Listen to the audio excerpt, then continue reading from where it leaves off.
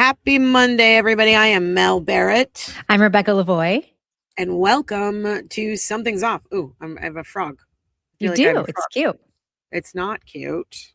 It's cute. It's Monday. Why do I have a frog? This is a true crime podcast where we talk about things that just don't make sense to us. We have a lot of those things to talk about. We do. Would you say, Rebecca Lavoie? I'd say we have more than one, generally speaking. We usually have a lot. Yeah. I feel like we still have a lot today. I came into this going, what are we talking about? There are so many filings. I can't keep track of everything. I think somebody's got to make a spreadsheet with all of the cases and all the filings. I'm sure like Kyle Sharkey or Emily has a spreadsheet somewhere, right? Somebody's got a spreadsheet. Kyle must have a spreadsheet. And Kyle watches this program. So just so you know, that's a request that we are making right now. And Corey Hopkins jumps back onto Twitter because they're saying lies. Lies. Joe lies. Commonwealth lies. Canton lies.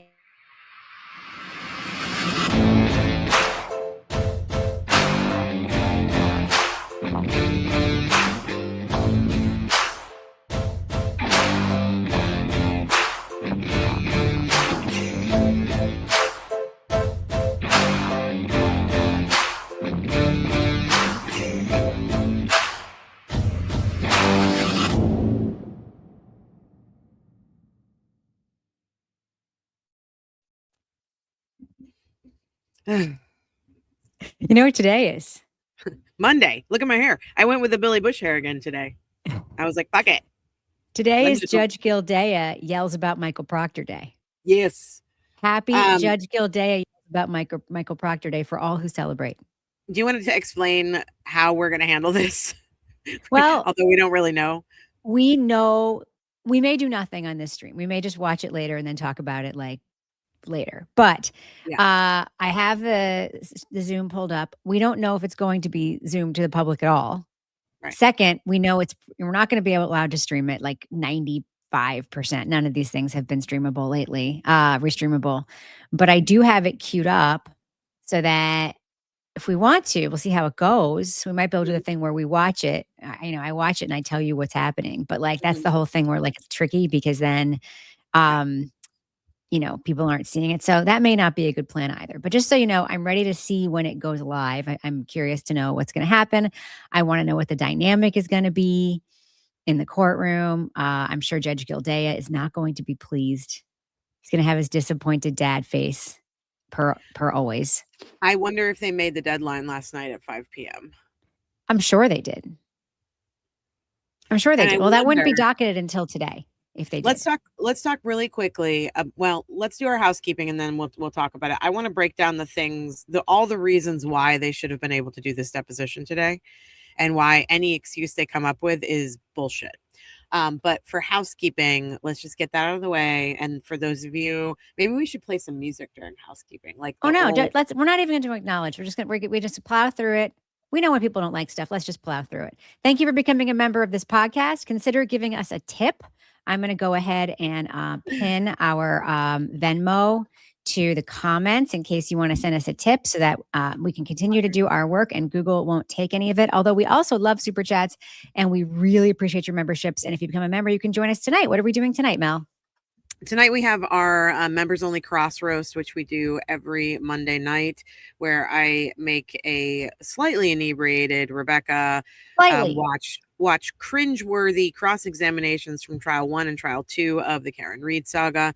Tonight is a mystery. It's going to either be, there's 3 options. We're going to continue on with Jennifer McCabe, or we're going to go through Miss Katie McLaughlin, or wait, from which trial? I'm not telling you. Or Michael Proctor.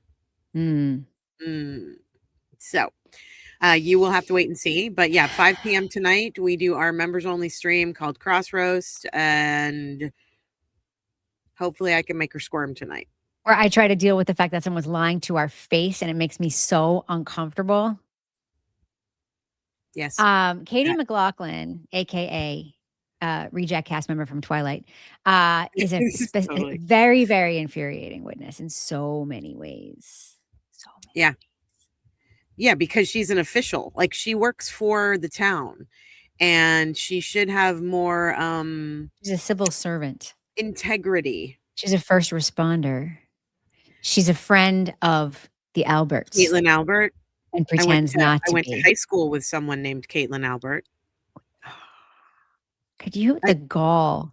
Caitlin the Albert? Unmitigated gall. I went to high school with someone named, you went to high school with someone named Caitlin Albert? I went to high school with someone named Caitlin Albert. Is this you in this picture at a baby shower with Caitlin Albert? Was it a baby shower or wedding shower? I can't remember. It was I don't care. They were in a hot tub. That's all I know. Do you want to? We had some. So people have been, now that we've started doing this dumb tweet of the week or the day or whatever it is. People have been sending them to us now on Twitter. Yes. So now I'm getting a little overwhelmed by dumb tweets. But Ben Burnett, who is a friend of the show and our Twitter, sent us over a couple. Do you want to? I have a winner. I mean, there's only one winner as far as I'm concerned. Then you do. It was your idea. In my opinion, this has to be the winner. And I do thank Ben for sending it to me. Thanks, Ben. This is an account, Missy C, a brand new account with only a few followers, which we'll look at in a second. And Missy C, referring to Karen, says, she should be careful fighting the corruption problem in mass. It's the reason she walks free. Had there not been any corrupt cops on this case, she'd be behind bars right now. What do you think of that logic, Mel? That's some logic, is it not? I literally, it turned my brain to mush. I can't make sense of it. I don't know if they're being serious. I don't know. I don't understand. Can you put it back up so I can read it one more time? Hold on 1 second. I was just going to look up the account. This is it. Here, Missy C 5120 51020. She should be careful fighting the corruption problem in mass. It's the reason she walks free. That doesn't make any sense. It doesn't. Doesn't it not make sense? Corruption. What? I don't know. If anyone in the chat understands it, let us know. It's a reverse thing. It's saying that Karen. Reverse dumb? It's saying that. Okay, here's what it's saying. I just want to pull up the profile first. Okay, we're going to pull up the profile. Oh, by the way, hello, Kitty. Thank you for becoming a new member. And okay, this is Missy C. Thanks for being a member for a month. We appreciate you. Glad you're here from Jimmy. All right, Missy C. This is Missy C. Joined in April of 2022, which, by the way, this is a common thing that you can do is you can buy an account that's been around for a while. Right. Her followers include Mama Llama and Julie Carpenter. I believe this is also a couple of, but Julie Carpenter, Mama Llama are among the, let's see, 21 followers. 21 followers. Amanda has an idea about whose it might be. What does Amanda say? Amanda says Hundo or either Julie or Mama. These people. Did you see that she referred to us as these people? Were these people? Yeah. Who referred to us that way? Mama Llama. Oh, Carrie. Listen, Carrie, you tell a lot of valuable truths, such as all the pieces of taillight that were found before the police were even called to the scene of the death of John O'Keefe. I take Carrie very seriously. Carrie's opinions, thoughts, and assertions of facts make me question everything I think about the Karen Read case. Everything. I know. Because she's so smart. You should see somebody about that. She knows so much. She knows so many more of the details and facts than any of the rest of us do. So we should take what she has to say seriously. I mean, I think she knows best because, as Zeke's mama says, Mama Llama is Jen's best friend. And the Jen we speak of is Jen McCabe. She was also sitting in the courtroom with the McAlberts and Peg. And she knows, Mama Llama knows. She's inside. She understands. Who would better understand all those pieces of taillight that were found? It's 8:45. Have you heard anything? Sorry to interrupt nothing's you. happening. I'm watching. I got my phone is literally on. Literally. I have another okay, I have so many things in front of me. I have 2 cameras, including the one with the pokey down thing that I can look into now. I have my light. Can you send me that camera? I think I might need to get one because I always just use my computer camera and I have to Your computer camera looks great though. Oh, okay. All right. Your computer camera has tons of clarity, which, but I'm not able to, I'm not making the right eye contact. Well, that's hard to do always because we're always looking around at other things. But when I'm looking at the screen now, I am looking at the microphone because it's right. But you always look like you're not bad. You're not bad. I'm not bad. No, I mean your looking is not bad. Judge kicking ass today. Oh yeah, happy Judge kicking ass today. So let's talk a little bit about why Proctor might not want to come to this. Why don't you think he wants to do? We have a couple of housekeeping things. Okay. Okay. If we hit 10,000, we're at 9.3. So we're at 9,330 subscribers. When we hit 10,000, we have decided we're going to name our audience. And right now, I think we have not decided that. What do you mean? Have decided that. I don't like the audience names. I've been very clear about this, but I'm down with whatever. Names? I don't like when people give their audiences names, but I'm down to do it. It wasn't our idea. It wasn't our idea. It was brought up in the members. I know it's a trope. I know it's a trope of the channels, but if folks want to do it, I'll consider it. But just know, it's begrudging. I will definitely adopt it with fervor after it happens. If the audience wants to name itself when we hit 10,000, I think right now, I might be wrong, but I have heard that from everybody that it's between beans and tacos, which is hilarious to me. No tacos. It's not your call, Rebecca. We're not doing tacos because there's a political meaning to that word, and there's also a body part meaning to that word that I don't want to name people. Kitty really likes fruitcake, so okay. But that literally sounds like we're ripping off Melanie Little. Okay, so I just want to tell you, when I started Crime Writers on a million years ago, there was another podcaster. We got really popular. There was another podcaster, wannabe podcaster, who reached out to me, a woman, who asked me for my advice in her starting her show. Mm-hmm. I didn't have time. Often do.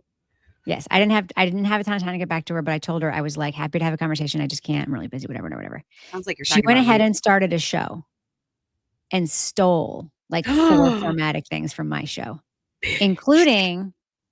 We have a segment that we started at the very beginning, and you can guess this person has gone on to become an extremely successful podcaster. I don't think I know who it is. Extremely successful. Most successful? One of the most successful podcasters, yes. In podcasting, not just in true crime podcasting. Do they have a lot of junkies? They do. And one of the formatics that I am certain was ripped off from my show was we did Cat of the Week segment. And our Cat of the Week segment, the whole thing about radio formatics and audio formatics is you do things designed to keep people on till the end because there's stuff they expect. They expect there to be outtakes after the credits, which we've done since the beginning and all that stuff. But we do a segment called Cat of the Week in which we highlight any animal. Because Laura on our show is a real cat person. It can be a cat, but it can literally be any animal.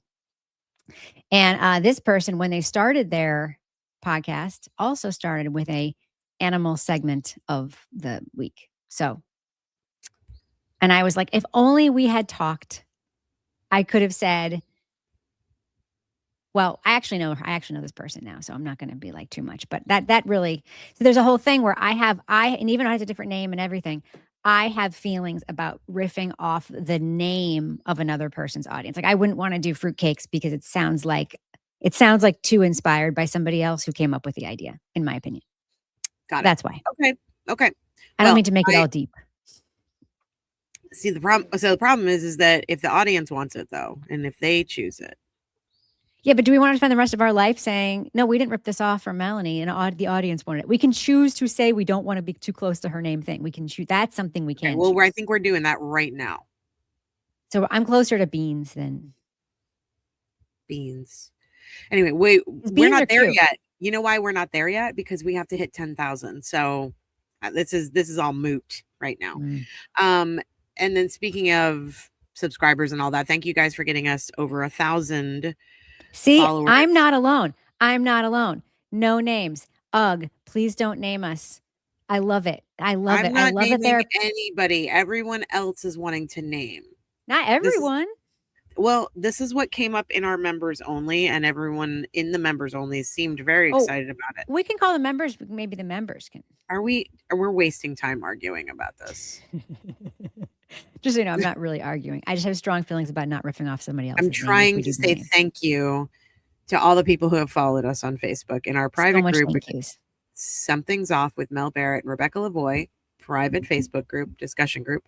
And y'all are amazing, and we appreciate you. We appreciate the tips. We appreciate the Amazon wish list stuff, which is crazy to me, but amazing. And if you want to join us tonight at 5:00, you just need the lowest level membership, which I believe is $2.99. It is the what level. And we will see you there at 5:00. Okay, let's get into. Somebody sent me this microphone. That's why I was pointing to it. I don't know who it is, but I really appreciate it. This microphone is, I've been looking at this microphone for a while. It's great. And it's white, which I super like. It reminds me of when Barbara Streisand went on Oprah and she came out, she had a white microphone, and Oprah was like, "Where'd you get that white microphone? That's amazing." And she's like, "It's your microphone. I just spray painted it." And Oprah was like, had no idea what to do. It was an incredible moment in television history. We have the same mic now, I think. I think we do, but mine is white. Yours is white. Yes. I had a journalism teacher in college who was very Southern. She was Texan. And she was this very strange older woman, like old. And she wore these big bottle glasses. And in her spare time, when she wasn't teaching journalism, she wrote romance novels, like the formulaic Harlequin. She had written like 20 of them. And she was trying to get me to write them because she was like, it's a really good way to get your start and you make a lot of money. And I was like thinking about it. But rip some bodices, friend. I know, do it. And I love historical romance. Like that's what I grew up. I love any kind of like campy romance. I love Sidney Sheldon. I love all of those books, which I think we've talked about before. But when she was explaining the rules of journalism and the questions you have to ask, she said, so now this is the way I pronounce certain things, but she said, here are the rules of journalism. They are what, where, when, and why. What, where, when, what, and where, why. When, and why. What, where, when, and why. Yeah, I have people in my life who also pronounce the H's in those words, and I think it's cute. What, where, when, and why. What? Okay. Where? Okay. So we've gotten through dumb tweets. So we have to go. So here's the problem. The reason why it's confusing to me is because we were in the middle of a very full, like a packed stream on Thursday when the news broke about the racist and bigoted tweets from Michael Proctor and Sean Good. Mm-hmm. And we sort of had to stop our stream. And we were in the middle of talking about status hearings and all kinds of crazy shit. So we have to kind of go back to that because we missed some stuff. Mm-hmm. So do you want to start with... I don't remember where we were. Some of the stuff was moot. So some of the stuff actually became moot after that, because one of the things we were going to talk about was the motions to extend the protective order stuff. And that was decided. Like those things were decided. So that's moot. What's not moot is the... filing from the Haas defendants in the federal court case, the case they had successfully moved to federal court. And this would be Karen Reed versus Michael Proctor in his personal capacity, Sergeant Uri Buchanan in his personal capacity, Lieutenant Brian Tully in his personal capacity, Brian Albert, Nicole Albert, Jennifer McCabe, Matthew McCabe, and Brian Higgins. So this is civil action 25 CV 13588/DJC, the federal court, Karen Reed suing everybody, etc. So. Yeah. And Zeke's mama, Rebecca, is listening in to see when the hearing starts. So as far as I can tell, it hasn't started. I'm on the Zoom that was sent out. So, but I just don't, it's definitely not going to be able to be streamed. None of these things have been streamable recently. So if it was able to be streamed, I'd be shocked. If you guys see that somebody else is talking about it or streaming it, let us know, because then we know we're in the wrong zone. Let me check in on Grant's Twitter, because he's supposed to be streaming. Good old Grant. Grant Smith, LS. Let's see. He doesn't have anything up. He's posting about Hamas right now in Israel. Hamas. Okay. Mima, thanks for for being a member for 1 month. And they said, do you remember the magazine True Story, True Romance? It's been a good month here.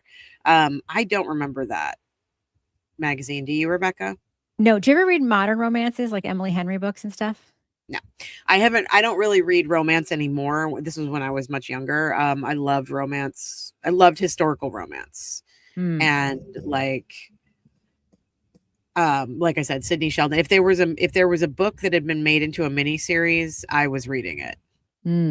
So, and North and South, that kind of stuff, Yeah. The thing about the modern romance books that's so funny to me is that you'll just be reading it. It'll just be like a novel, right? And it's like kind of predictable. There's going to be like, a man, a woman, they're put in a situation where there's tension. They may not like each other, whatever. You're like, they're going to.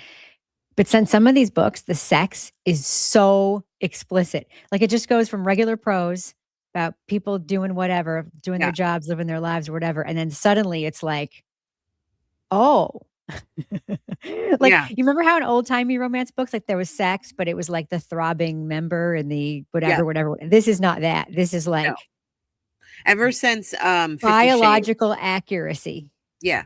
Ever since 50 Shades, it's gotten pretty explicit, I think. I just wanted to put this comment up because it's very nice.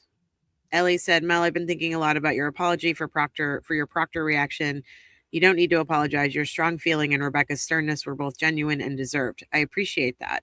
I've been getting a lot of you don't need to apologize, but I just felt like I did. I mean, I'm still like a professional and we still have to hold our composure sometimes. And, I also walked off the stream. So we're not, this isn't CBS News. It's fine. I know. It's fine. Okay. Aiden is on Kyle's and he's saying, don't live stream it. Just saying, sorry to interrupt. Okay. I mean, we're not going to live stream it unless they tell us we can, which I'm assuming they're not going to. So yeah. These are all, I'm actually going to close this window because it's fucking up my connection. Okay. So where were we at? We were talking about, it's the 6-3 status hearing. No, I know. We were talking about the status hearing that happened last week. Right. And how angry, and I was playing a little bit of it when I believe we got interrupted. I was playing Gildea losing his shit on all these people. You are. Do you still have that? Oh, I'm sure I do somewhere. You go ahead and entertain the people. I'll look for it. Oh, okay. So this is the status hearing. This is where Judge Gildea, so he was already pissed last week or on the 3rd. So today's the 8th.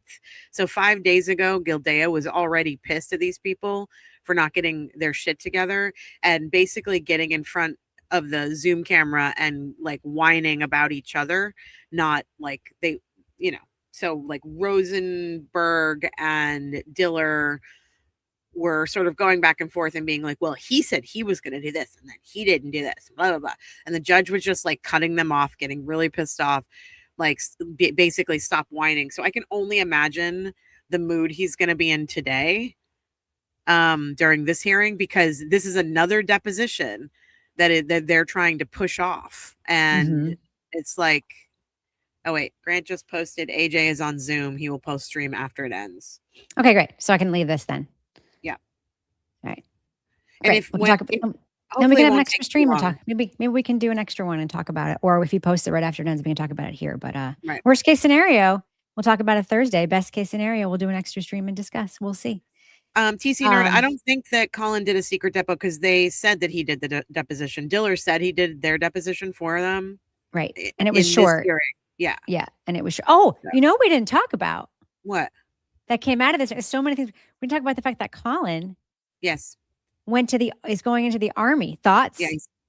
Yeah. Well, I mean, it's obvious that they need a few good men, and he is not one of them, in my opinion.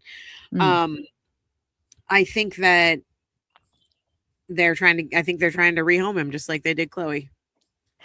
I think that a couple of things could be going on.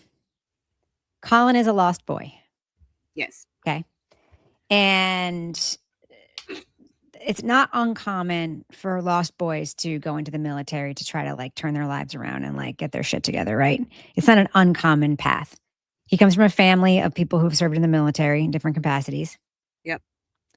I'm sure it's come up before. Well, if you just go to the military, and he's probably been, this is completely me projecting, but he's probably been kind of a jackhole about it. Like, no, I don't want to. And I was probably like, the timing is good, because he's also kind of embroiled in these legal matters and it makes him Yep. unavailable. And would you rather, somebody says, somebody says, what do they say? Rather be there than in Canton. Israel. I mean, he'd that's right. rather. Wouldn't you rather be in basic training than? Yeah. Well, we're not sending the army to Israel right now. I mean, there's certainly military in the Strait of Hormuz. But Iran is in play. But the whole idea that like this is a way to get him, but it's also reputational, right? So Right. the cynic, which many of us in the internet are, look at this and say, this is a way to make him seem like a good, clean young man who wants to serve his country and not like the villain that these people want us to think he is, right? Yep. And the other cynic in us says this is a great way for him to skirt responsibility, because if he's deployed, especially if he's deployed overseas, as if Zoom doesn't exist. It's not going to happen that quickly. They're just being naive. Also, Zoom exists. It's a safe way for them to get him into basic training, which is what, 6 weeks? I don't know. I know 6 weeks is what I've always heard, but like I don't want to assert facts about the military that are out of my understanding. My dad was in the army, by the way, and my son was my stepdad, so I don't mean to sound like an ignoramus. Yeah. No, I just don't know as much about the modern military than I. I have family that was Air Force and Navy, and I appreciate all of our soldiers and all that. If they want Colin to learn some discipline, then maybe this is just the right thing for him. Maybe he doesn't have any discipline. Maybe, I don't think he does, based on how he conducted himself in high school and early college years. I do think it solves a lot of issues for them. It gets Colin away from Canton.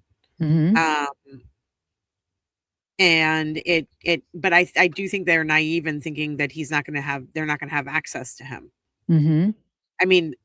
Alan Jackson is a military guy too. I believe he was in the Air Force, right?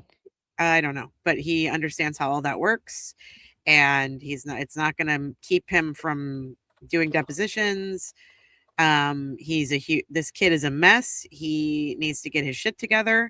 He needs to stop. I think the problem is that real life sort of smacked Colin in the face as soon as he turned 18. Because he didn't realize that the whole world was going to bend over for him because he is an Albert from Canton.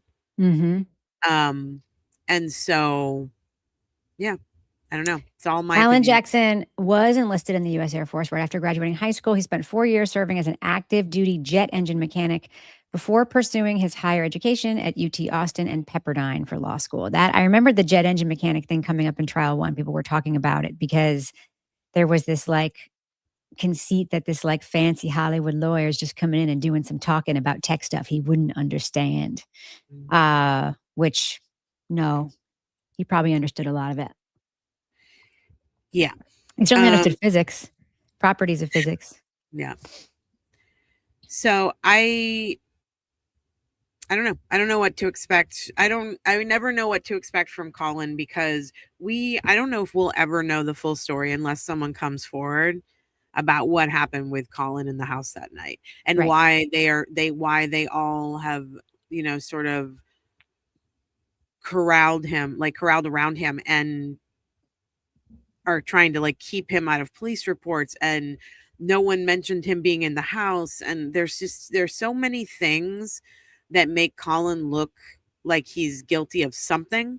Including, in my opinion, his parents also excising themselves from the 34 Fairview story. Remember, their story is they drove by and decided to not go in. I have always had questions about that, especially considering I missed what you said in the beginning. Chris and Julie Albert, yes, are not officially at 34 Fairview that night. Right. However, there was an early version of the story where they drove by. They drove by, decided not to go in. Okay, right. That combined with the clear visual of Chris Albert holding Brian Higgins' back at the door when he's like, kind of looks like he's like lunging with his yelling toward John O'Keefe. He's the one who takes his arm and pulls him back. Yeah. That combined with that image, it's hard to Higgy. imagine him just like Higgy, but with Chris pulling Higgy back, like it's easy to imagine a world in which Chris would also go back to the house and try to like be on Higgy's side, calm him down or whatever, right? That combined with that and with Colin's precise excision from the house, like has always made me wonder about the presence of Chris Albert and Julie Albert, but Chris in particular. So yeah, to me, it feels like he's the wild kid that everybody always has to protect because he can't control himself and he gets into a shit ton of trouble and he's going to make the family look bad. So they need to like keep him under wraps. He reminds me a little bit of Paul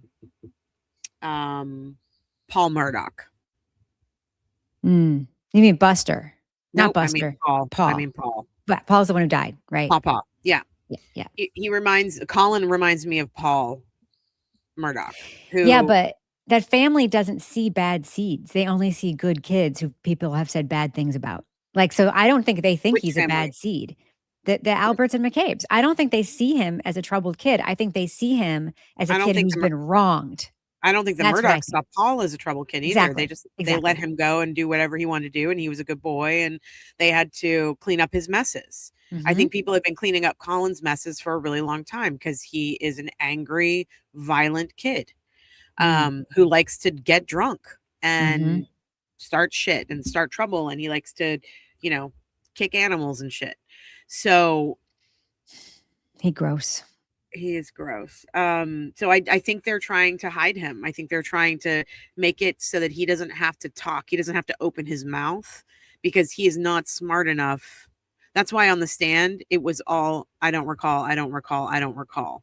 Right. Because he is not smart enough to handle the actual questions. This is my opinion, obviously. Well, he's not, he's certainly not quick on his feet. No. And he's a huge liability to this whole family and everyone. He's a liability. I keep thinking about, we always joke, and Kevin always talks about the Iron Man landing with the fist on the driveway, which he claims happened because he was holding. The one detail of that questioning that I always think about is not only would nobody believe that somebody would put their hand out like this to break their fall if they slipped on ice, right? Yep. But then he was asked, what were you? He said, I was holding something in my other hand, so I broke my fall like this. And they said, what were you holding in your other hand? And he said, either a drink or my keys. Okay.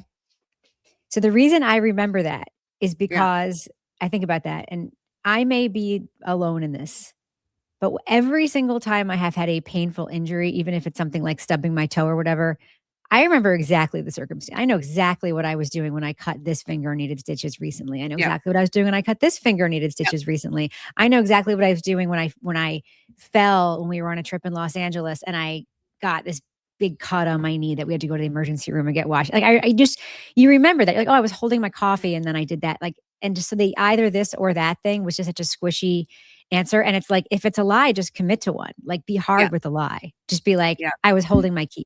Yeah. Can you see this like yellowish bruise on my hand? Yeah. So I didn't realize I had a bruise. No, that's the thing. I didn't realize I had a bruise until the other day when I was on camera and I was talking and I put my hand up like this and I was like, oh my God, why is my hand all bruised? And then I felt it and I was like, ow, I have a giant lump right there. What the fuck? And I couldn't remember. And I was sitting there thinking, and then I was like, oh, right. I chased down a lob on the tennis court and I smashed my hand into like a metal barrier. And I remember in the moment being like, I'm fine, and then like 3 days later, I realized I had this gigantic bruise and thing on my hand, but I remembered exactly what it was as soon as I saw the bruise. So it's like, you can't tell me that, well, first of all, the knuckles, like I've seen someone's knuckles when they've punched a wall, punched somebody else. This goes for the Fost people, the Edric Fost people in the chat. This goes back to the boyfriend punching the wall. And so he said this guy said he punched through drywall and hit concrete. And that's why his arms and hands were all scraped up. Not from, schmurdering his girlfriend. And it's just like, can we not say the M word on? We're really not supposed to. Who says? The YouTube. YouTube. That's so silly. That's so silly, in my opinion. I'm really, my point was that I'm really getting sick of men using the excuse that they punched a wall or they fell with their drink in their hand and their keys and they didn't want to spill their drink because they're, you know, whatever. And they blah, blah, blah. I'm getting sick of these like excuses from men about the bruises and cuts on their hands and fists when it's very obvious they were in a fight or they were hurting someone. And well, also punching a wall is also a violent act. That's what I'm saying. That's my Normal point. people don't punch walls. No, I just wanted to bring this tweet up because this right here, I don't know if you can't really see it. It's really small, but where's my cursor? Why can't I see it? Alan Jackson is on the stream. Nice. I see him. This might get a little fiery. I wish we were watching it. It says, today, Michael Proctor's, okay, this could get wild. Alan Jackson is there. I will provide coverage in this thread. Oh, he's providing coverage in the thread. Oh, yeah. This is hot. This is hot. The case is now called. Judge Gildea is on the bench. Will Michael Proctor be forced to attend his deposition? Here we go. Judge apologized for the delay. Judge asked if Karen's lawyers want to be heard. Damon Seligson says that he has some objections to Michael Proctor's impoundment motion. Proctor's lawyer now up. Proctor's lawyer says that within hours, Michael Proctor got phone calls. So Michael Proctor's lawyer says people are calling him about his text messages and about Karen's filing, and that is why he wants impoundment. Are you fucking kidding me? That doesn't make any sense. Proctor's medical information is involved. What medical information? That's all Grant said. Karen's lawyer is furious. I'm looking at it. I was being facetious. Yes. Karen's lawyer is furious that Proctor's lawyer accused Karen's team of leaking Proctor's impoundment motion. Judge moves on. Judge grants the impoundment motion. Now under the protective order motion as to Proctor's deposition. Proctor's lawyer starts speaking and Judge Gildea cuts him off. Normally, it wouldn't be 4 or 5 days before the scheduled deposition. The information you're relying on would have provided much early, which would have been provided much earlier than that, says Judge Gildea. Proctor's lawyers learned of Proctor's unavailability on Friday. It has to do with medical information. Quote, we intend to produce Mr. Proctor, but based on the impounded information, we believe we have good cause to ask for a new date, end quote, says Proctor's lawyer. Quote, you state you'll produce him, but you don't say when, end quote, says Judge. Quote, my client's situation is ongoing. We will provide dates as soon as possible. We can get dates to counsel by the end of the week. End quote. Blech. Quote, anything else, Attorney Hamill, end quote, asked the judge. Nothing else, Your Honor. Karen's lawyers are up. That's what we've got so far. That was 4 minutes ago. Let's see if there's more underneath. Oh, wait. Yeah. Arguments have concluded, and judge is going to be back with a decision. He says, okay, then we should be able to stream this. If it's that quick. No, what? Not yet. I mean, it's not up yet. I wouldn't stream it yet because I think they're in recess now. I mean, I don't think we need to. I mean, it seems like what's going on is that Proctor is saying that there's a medical situation which is keeping him from being able to be available today, and they don't know when he will be available. So I'm sure there's going to be a lot of speculation. Has he checked himself into a facility of some kind so that he's unavailable? Is he in rehab? Has he had a medical episode? Has he checked himself in for mental health care? Who knows? But he is now saying there's a medical reason why he is not available. He's in racist rehab. You know, I think like other people have tried that, like Mel Gibson, right? People have tried racist rehab. Yeah. It usually doesn't work. Right. When I was saying let's stream it, I meant that as soon as Grant posts it, we can put it up.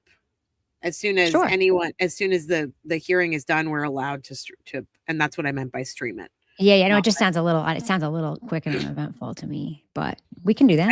I think it might be interesting to watch. I want to hear it's difficult to, I mean, we've got Grant telling us what's going on, but I want to actually hear these arguments. Okay. So there's more. So this is all these lawyers objecting.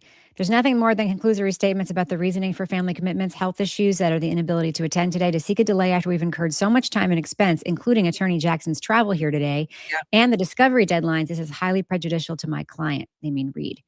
At no point from April until June 5th were we ever informed about any delay request or accommodation request. We are objecting to his protective order request. Judge has questions about the new case Karen Reed filed last week in Bristol County. Judge asks if notice of intent to file the Bristol action was sent to Proctor's lawyer in this case. Attorney Seligson, see, this is great. What the judge wants to know there was when did Proctor know about that motion? Okay. So did he know about it when we all did? Or did he know about it before? Judge asks, okay, Attorney Seligson says Proctor's deposition date has nothing to do with the Bristol case, but instead the order of depositions that Karen's team wants to hold in this case. Okay, thank you. Karen's lawyers want the motion denied. If the motion is granted, Karen's team wants costs and fees. Of course they do. Karen's lawyers want, however, Proctor compelled to appear for a deposition today. The O'Keefe family does not take a position on this matter. That's interesting. That is interesting. Thoughts? My thoughts are, well, the O'Keefes want this to continue, right? But they also know that that deposition of Proctor is going to, from Karen's lawyers, is going to, I'm just guessing that the O'Keefes are just sort of like, just get him up there, just see what he has to say. I mean, who knows? Who knows? Or maybe they just know it's not appropriate to have it for them to have a position on this. Because then that would indicate that they were taking sides. So. Yeah, I mean, I'm not one of those people who is saying the O'Keefe should come out and make a statement. They don't have to make a statement. They don't have to do anything. But I do hope that after seeing the texts and hearing the audio of Michael Proctor and what he was saying, I do hope that they might be thinking, well, maybe they didn't do a very good investigation into our son, brother, cousin's death. And if they're not thinking that, then they are not shocked at all by the way that Michael Proctor speaks. And that might also be the case. And by that, I mean, this is my opinion, obviously. But having witnessed some of the O'Keefes and how they interact with the public and who they are as human beings, it seems to me that they might not be upset or offended by the way that Michael Proctor was speaking, because they probably are used to hearing that kind of stuff. They might even say it themselves. Who knows? You think? I don't know. I don't know either. I wouldn't be surprised. I wouldn't be surprised is what I would say. And so, yeah, they're not going to have an opinion, because if they have an opinion and it's in support of Michael Proctor, it makes them look bad, first of all. Yeah. So I want to pull up something again that we looked at before. So I want to look at the dummy tweet of the week we talked about, because one thing I want to point out about these. Yeah. She should be careful fighting the corruption problem in mass. It's the reason she walks free. Had there not been any corrupt cops in this case, she'd be behind bars right now. I feel like these tweets like this that come from sock puppet accounts that are clearly either are a member of the antis. I mean, it's either Carrie Lama or Plevin or somebody. These are trial balloons for talking points, these kinds of tweets, right? So whoever wrote this knows the O'Keefes likely. Whoever wrote this is in the inside of all the conversations about what they're going to put into the public and think about in the world, and whatever we may even someday hear their lawyers repeat, especially if it's Diller, who does not seem to mind saying asinine things that somebody else said on the internet in court, right? Well, it doesn't seem like the, Alex Jones's lawyer, what is his name? Maddie. It doesn't seem like Maddie really does a lot of investigating into what his clients are telling him is true or not also. Right. So it's not just Diller. I think it's like, I think they've conned these attorneys. I don't know. Maybe I'm sounding like an idiot now. I don't know. They haven't conned them. I mean, an attorney will take a case for money and just be like, oh, that seems reasonable. But this is the trial balloon. The trial balloon is that they can somehow use Proctor's text to their advantage by saying, you're right. He did do a terrible job and he did have all of these problems. And that proves even more that she did it and got away with it. But if she had had a good cop, they would have known she was, you know what I mean? Like this is a trial balloon for that shit. I get it. It's like, but that's how dumb it is. That's how like just ignorant and stupid it is. That, I mean, actually, I shouldn't say that it's ignorant and stupid. What I should say is it just shows their bias. Like the problem is that we can't get past our bias. And I say we, I mean me too. Everybody. No one can get back past their cognitive or confirmation bias. And there is such a thing as cognitive dissonance. And I see a lot of that in this case, which is why it's one of the reasons why it's so important for me to stick with it and try to figure out, like, hope that somebody gets to the truth of it someday. So that's why I'm so happy that the Proctor text came out, because it's something that a lot of us have been talking about for 2 or 3 years now.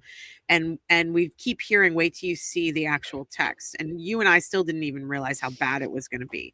But the point of the matter is, every time something like this sees sunlight, it breaks down confirmation and cognitive bias. Because even if it peels off only like a dozen people who go, oh shit, Michael Proctor was a racist. I didn't want to believe it because I'm a back the blue person. Fuck. Are all cops like this? Or are a majority of cops like this? Or a half of cops like this? If you start questioning your own bias because you start to see facts in front of you, that's a good thing for everyone involved. But if you're going to take those facts and you're going to twist them to fit your narrative, even if it looks insane, like what we just saw from that tweet, then we are in a place that is really hard to come back from, in my opinion. Yeah, I'll say that pro-Karen people do it too. I see it all the time. Absolutely. No, it makes me crazy when people focus on something. Like everyone does it because it's bias. We have a bias. But there are certain things that are just so blatantly, like, these are facts and they can't be disputed. We have to get back to a place of like, the judge is already back, apparently. Oh shit. Now, let's see what Grant has to say. Oh, look at us. We're doing this super meta thing where we're watching somebody. By the way, we had the wrong Zoom. Apparently it was in a different courtroom. Oh. But that's okay. We can watch Grant's reaction, and then we can watch the videos later. Let's see. The attorneys are appearing. The Proctor ruling is incoming. Yeah, I made a mistake when I said that he worked for Alex Jones. I didn't mean to say that, Stephanie. I knew that. But my point is that he was touted as this really good lawyer that's what I meant. He was touted as this really good lawyer who stood up for the Sandy Hook families and, was their defender against someone like Alex Jones. And in this case, I'm worried that he's not doing due diligence, and that freaks me out. That's not our problem that he's not doing due diligence. That's their problem. It freaks me out, though. It's actually good. I mean, if you want Karen to win, it's better that if he's not doing due diligence. Right. It's still weird. I think that the judge is going to allow the delay. That's of course. My opinion. A judge, I mean, if they're bringing medical issues into this, the judge doesn't really have a choice, I think. Mm-hmm. I mean, yeah. I mean, this is really funny, though, if you think about it. Here's the double standard that I'm seeing. Tangled Charlotte said, if he's actually physically in a hospital, it's going to be hard to make him appear. It wasn't hard to make Kelsey Fitzsimmons appear when she'd been shot in the chest and was arraigned. It wasn't. I mean, so if he actually is in the hospital, that wasn't a deposition, though. It's different. It's a different situation. I get it. But I'm just saying, like, she had to have so many Zoom hearings while she was chained to a hospital bed, basically, with a bullet in her chest. Let's see. If they're going to have to pay the costs, probably. I'm going to say he's going to allow it and then order costs. I hope so. I mean, they have to have some sort of sanction, basically. There has to be some kind of sanction.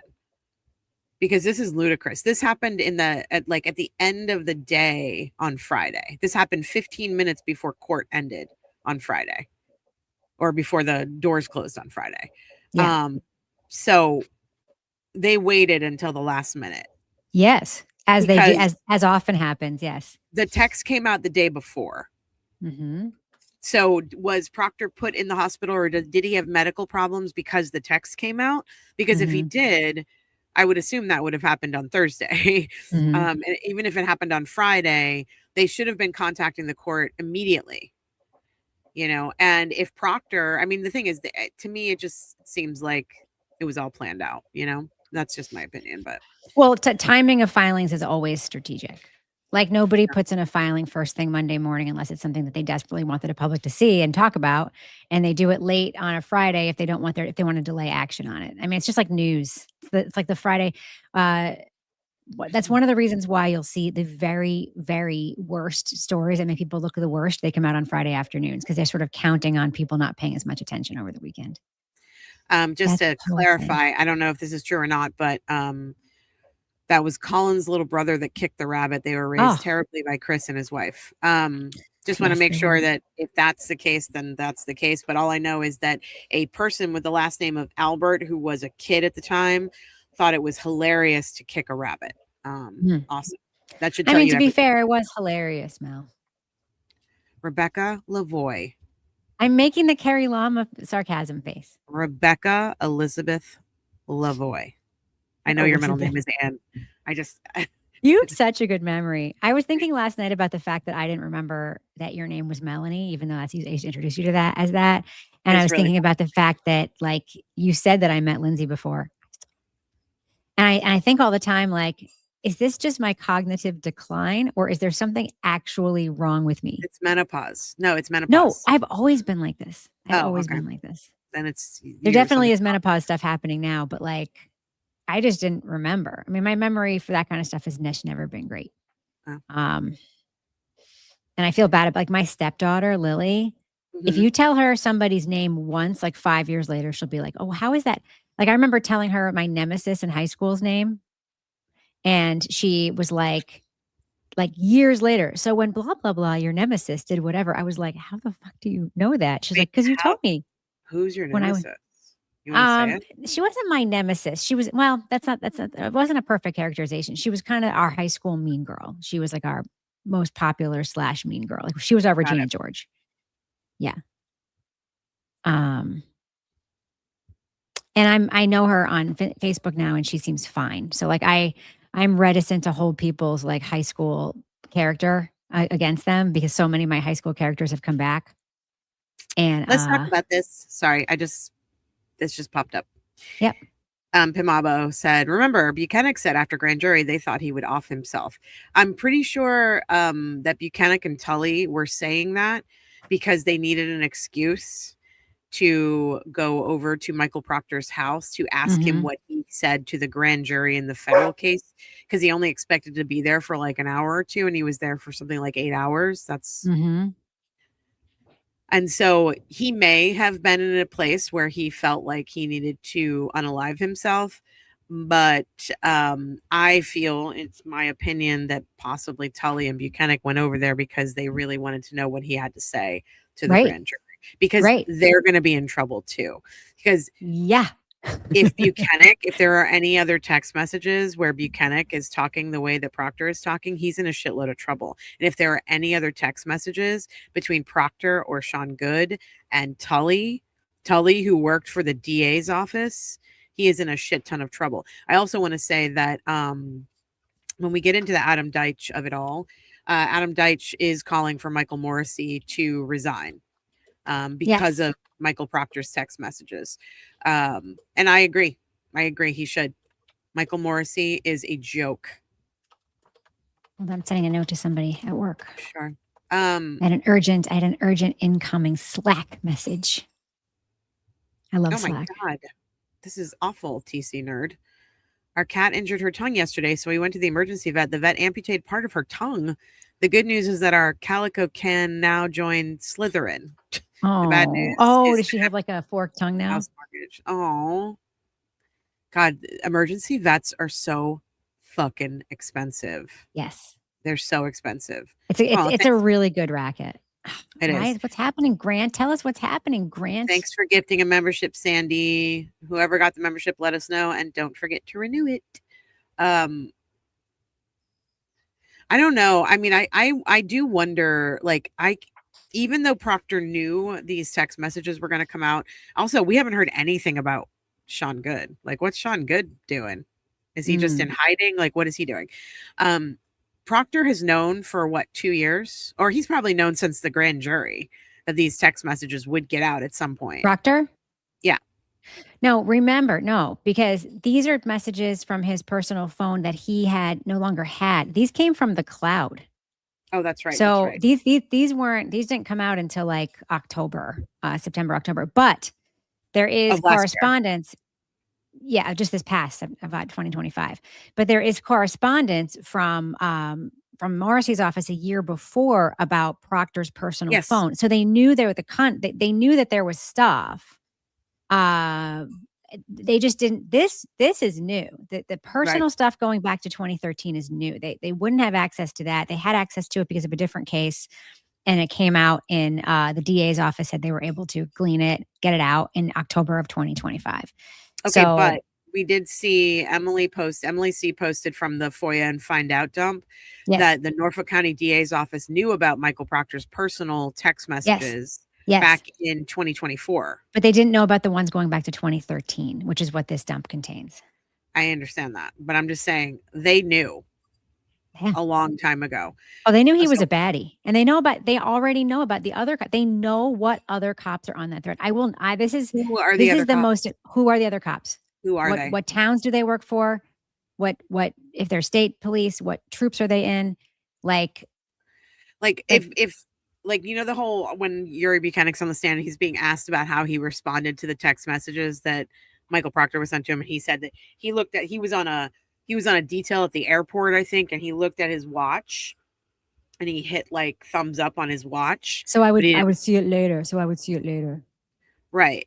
But that's not the only response that he had with Proctor. Mm-hmm. I want to know about his other response. I want to know about Buchanan's responses from Proctor's personal phone.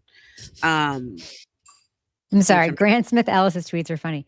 Nearly 500 people sit together in silence in a Massachusetts Zoom courtroom awaiting Judge Gildea's decision as to whether Michael Proctor will be forced to appear for his deposition today with Alan Jackson and Karen Reed. We are in recess awaiting a ruling. A knife's edge, says Grant Smith Ellis.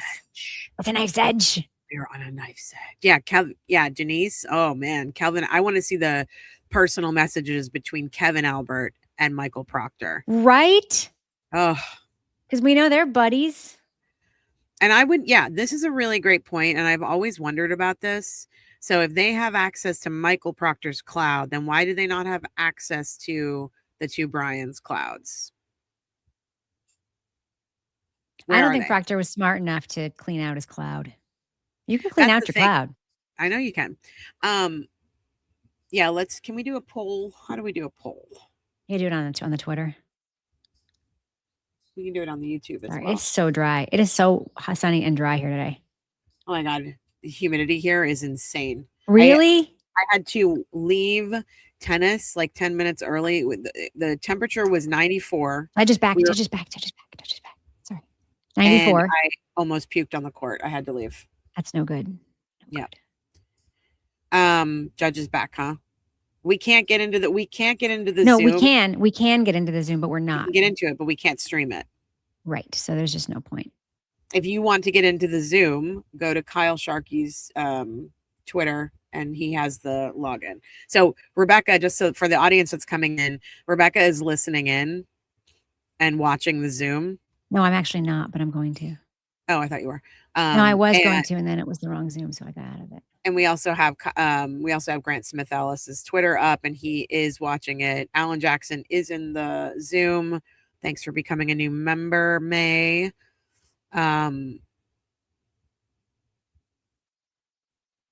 Wait, what? What? Wait, what? Herman says, I have a feeling Proctor's pulling the mental health card because he plans on suing in the future. Suing for what? What does he have to sue for? It's your fault for letting me work. You shouldn't have let me be a cop because I was. It's because you didn't do the background check right. It's because I'm such an empathetic person. I can't help it. I can't help that my strong feel. I have so much empathy for people. And you should have known that. You should have known about my mental health issues. Aaron says, I don't think Proctor can sue for being a racist. He can try. Anyone can sue, but I love everyone making an excuse for Proctor on Twitter. Yeah, we were talking about this in the last stream. Also, let's do a little verbal poll for the chat. Rebecca and I did a stream like 9 o'clock in the morning on Saturday, and it was fun. And we're contemplating doing them at 9 o'clock on Saturday. And it's 9 o'clock Eastern, obviously. We had like almost 2,000 people in there on Saturday. So tell us if you'd be open to that. We might make that part of our schedule. I'm gonna try to join real quick. My phone. Okay. Sue his own parents. I think he should sue the town of Canton because they raised him. It seems like I wish that we could do like an undercover investigation into the town of Canton. Okay, I'm on Zoom. You are? Mm-hmm. Okay. It's a knife's edge in here. It's a knife's edge, Mel. It's a knife's edge. Every time I talk, it says, you are muted. I'm like, thank God. That's what Emily's here. That's what we got in trouble for, or Melanie got in trouble for, because someone had unmuted and they were talking about being on her stream. Hey, Emily. Who else is on the Zoom? Wait, Emily's on the Zoom, or she's here? Emily's on the Zoom. I saw Emily join the Zoom. I think it's that Emily. I'm just assuming so. Yeah. Oh, it's a knife's edge. It's a knife's edge. It's a knife's edge. It is. For those who want to join the Zoom and listen on your own. It really shouldn't be a knife's edge, because I mean, what's the judge going to say? If the guy's in the hospital, is he going to be like, yeah, we're going to do the depo anyway? Sorry you're in the hospital. Like, okay, folks would like to join the Zoom on their own devices. The Zoom is the Zoom net meeting number is 161. Michael McLaughlin, somebody has just joined and waved at every bunch of people. It's so funny. 161-775-5517 is the Zoom to join. That sounds like. And somebody named Michael McLaughlin just joined and went. That's so unserious, and I love it. Like sands through the hourglass. Michael McLaughlin waved to the camera. Someone said this feels like Days of Our Lives in the 90s. That is so funny. Will you? It's Emily D. Baker, potentially. Emily D. Baker. Okay, so if you have Zoom on your phone or if you have Zoom on your computer, you just go to join and then you type in the number. That's how you say the number again. 161-775-5517. Oh man, Michael McLaughlin, whoever you are, that was funny. That was very funny. All right, well, I'm listening in my right ear. I have you in my left ear. This is all good. This is the ADHD person's dream. Okay. Multiple screens, multiple people always ask me, because I always edit audio while I'm watching television. And it's always like, how do you do that? I'm like, that actually makes it easier and better for me, because it's like if I just have the one input, I get really focused on things that don't matter, whatever. I get bored. I stop. I go get a drink. I blah, blah, blah. If I have second audio input, then it's all good. Every time I hear noise from the Zoom, I'm like, somebody's not muted. It's making me so tense when people aren't muted. Do you see me up there? Nope. I just joined. Oh, welcome. Welcome, Mel. 486 participants. Why do I not have anything? Do you have just Plymouth Superior Court on your? Yep, and a bookshelf. No, you can't see anything on the screen besides Plymouth Superior Court, right? I can. I can see all the. Well, I'm on the screen. I'm on my phone. I'm on the screen where you have all the users and boxes. No. My question is that the court is not back in session yet. No, but you should see a picture in the court box of a bookshelf with green books in it. No, I'm not seeing that. Why? Anyway, I'll leave it up. Oh, wait, I see. Because their mic is muted too, unless they're the speaker. Their mic is going to be. Oh, there you see Melanie's phone. Number 2 joined. There you are. Melanie's phone? That's not me. Well, oh, okay. Oh, somebody's walking in the room. There's a guy. This is ridiculous. I'm so sorry, audience. Judge is about to take the bench. Nice. Okay. There goes Lincoln Rose. So we're going to basically tell you guys what's going on you can watch along. There's a guy with a very intense beard. That's the guy that everybody thinks is hot, Lincoln Rose. No, he looks like the guy from the Superman movie. Superman, the first Superman movie, the people that are stuck in the thing.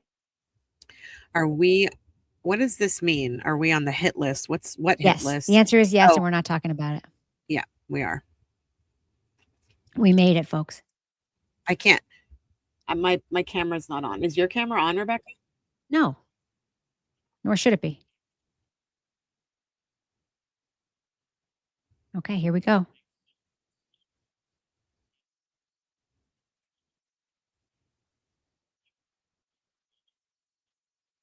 He's reading the motion into the record.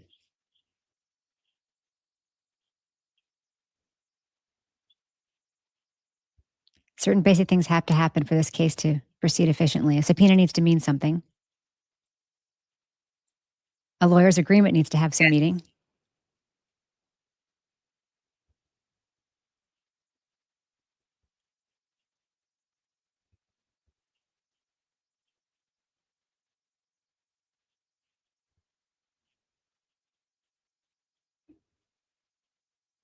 Mm.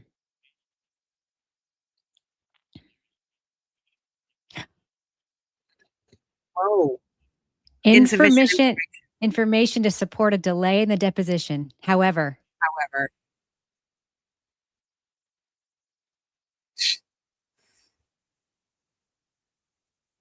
Oh.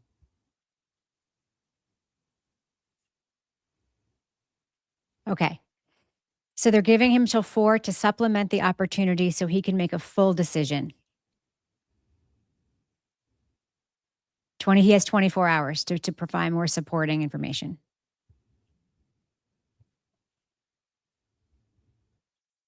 All right. Put that on my calendar. 4:15 p.m. New hearing. 4:15 p.m.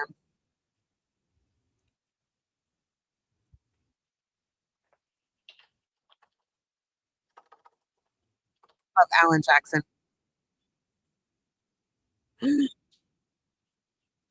Mm.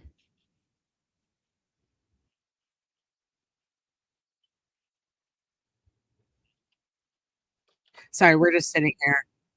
He's talking about the other civil case. Well, he's talking about them appearing on the Today Show, which we're going to have to He's talking about the other civil case.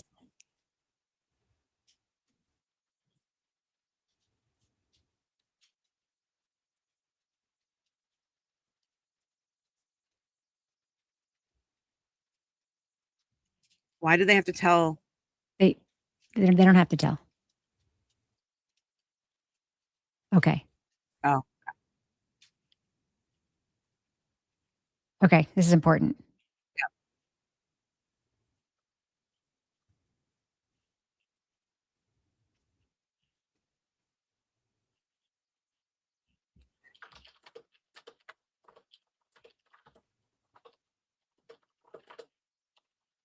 Yep.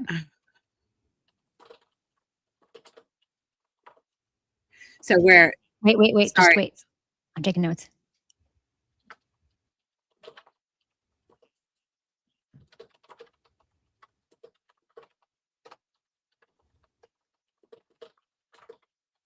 All right.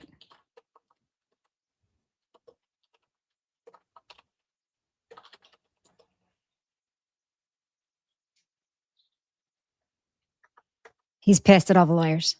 Yep. It is on Zoom. He's pissed at Karen's lawyers, to be clear. Yes.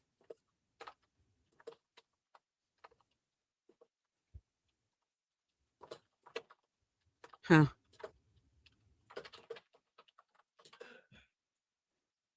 Okay. So that was very interesting. So to summarize, he's staying the Proctor's request for 24 hours right. As of now. At 4:15 tonight, there will be a hearing. 4:15, there will be a hearing where he is going to allow Proctor the day to supplement materials and give them more time to add more about why he's suddenly not available. And he's going to decide, he's going to hear it again at 4:15 today. But then, and this is very interesting, the opposing counsel brought up the civil lawsuit that Karen Reed filed last week against Massachusetts State Police and Canton Police. And he said that their appearance on the Today Show came from. Yes. Then their appearance on the Today Show, they said explicitly, this was always the plan. Karen Reed said that. This was always the plan. When she said that, I did kind of raise my eyebrows. This was always the plan to what? Do a civil suit? It was always the plan to file this suit as sort of like their the capstone. Like they basically said the plan was to roll it out in this order. This was the plan. But that's what they've been saying that since they've been saying that they were going to do this since the end of the last trial. But they knew what was in the suit and no one else did. They knew these text messages were going to be in there and no one else did. I don't understand why this is okay. Okay. Well, let me explain. What he is saying is that to do that in such short time with that plan before Proctor was scheduled to be deposed was not courteous. And it brings to mind professional rules of conduct that say, and I quote, professional rules of conduct that say that you should treat others and opposing counsel with courtesy, dignity, and kindness. So essentially what he's saying is you had this material. Proctor didn't have enough notice of this material being out. I'm telling you what the judge said. I'm not saying bullshit to you. I'm saying bullshit to what the judge is saying. But go ahead. I actually don't disagree with him. I do. What he's saying is if they are going to publicly say this was part of a calculated plan, they should behave like it's part of a plan and give him time to prepare for the deposition, even though it's in a different case. I understand where he's coming from. I don't know. I'm not a lawyer, so I can't speak to how legally sound it is. But he's basically saying, like, you guys are pretending like you're all acting in good faith here when some of you who are sitting in this courtroom right now are also involved in other actions that you know are going to come to bear in this proceeding. And I expect as a judge, you to have the professional courtesy and responsibility to treat your fellow lawyers with respect and courtesy as to giving enough notice as to what's happening instead of rolling out your plan on national television. So that's essentially what he was saying. I get what he's saying. I disagree with what he says because Proctor's had plenty of notice that he was a racist fucker. He's had that notice since he was born. So he doesn't need further notice. He knew these texts were going to come out. He knew it. He should have been preparing for it for the past 2.5 years or however long it's been since he did the grand jury. And the idea that something like a lawsuit like this would catch him off guard when they've been saying they were going to sue Canton and the Massachusetts State Police. They've been saying it since they had that hearing where Seligson got up and was like, can we put all of these cases together? And the judge said no. Seligson's been saying it since then. That's been how many months? They wanted to put Karen's suit against the House defendants that's now in federal court together with this suit. They didn't want to put all the cases together. They wanted to combine these two cases. He also said in that hearing, we also have plans to sue Massachusetts State Police and Kin. They also put that was never going to be part of this lawsuit. That's a different kind of lawsuit when you're suing an institution. So that was never going to be part of this one. They're suing the cops in their personal capacity in this, in the one that's in federal court. So Seligson wanted to combine the ones where the O'Keefes are suing Karen in her personal capacity, plus the bars with their suit and the person, and then the defendant successfully moved it to federal court, so that could not happen. My point is he has been telling the court, every court he's in, and every person that they're suing, that it's coming. They've been saying it for months. I understand that, but we're talking about Michael Proctor here. We're not talking about the Massachusetts State Police and the Canton Police. What they're saying is, so what this judge is raising his eyebrows at, and I can't say I fully disagree with this. Their suit against the Massachusetts State Police and Canton Police singularly focuses on two people, Michael Proctor and Sean Good. Mm-hmm. They also knew that they had a deposition of Michael Proctor scheduled for Monday, for today. They knew that.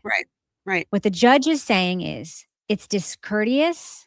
Now, he didn't mention in this, we didn't hear the answer to how long was Proctor noticed in advance before that suit came out, but they did know it was coming.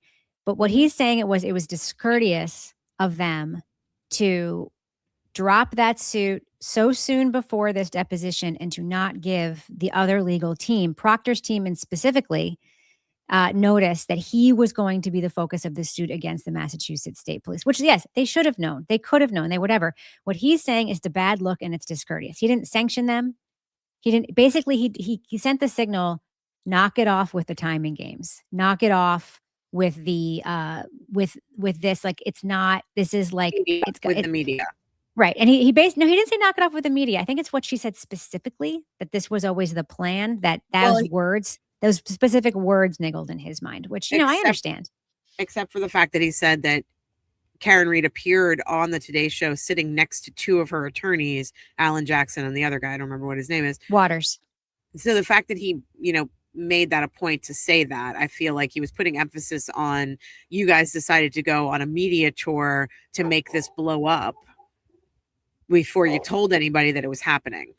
Well, first of all, the judge knows that the Today Show knew about this filing before the rest of us did, because they did. They definitely gave the Today Show and Good Morning America this suit in advance under embargo. They did, because they planned this days in advance. They didn't file the suit and then they were booked on the Today Show the next day. That's not how it works, because they had to put the whole package. It's just not how it works. So what the judge is saying is essentially, Today Show knew before the lawyers for the person you're about to depose knew. And that's discourteous. He's not saying it's illegal.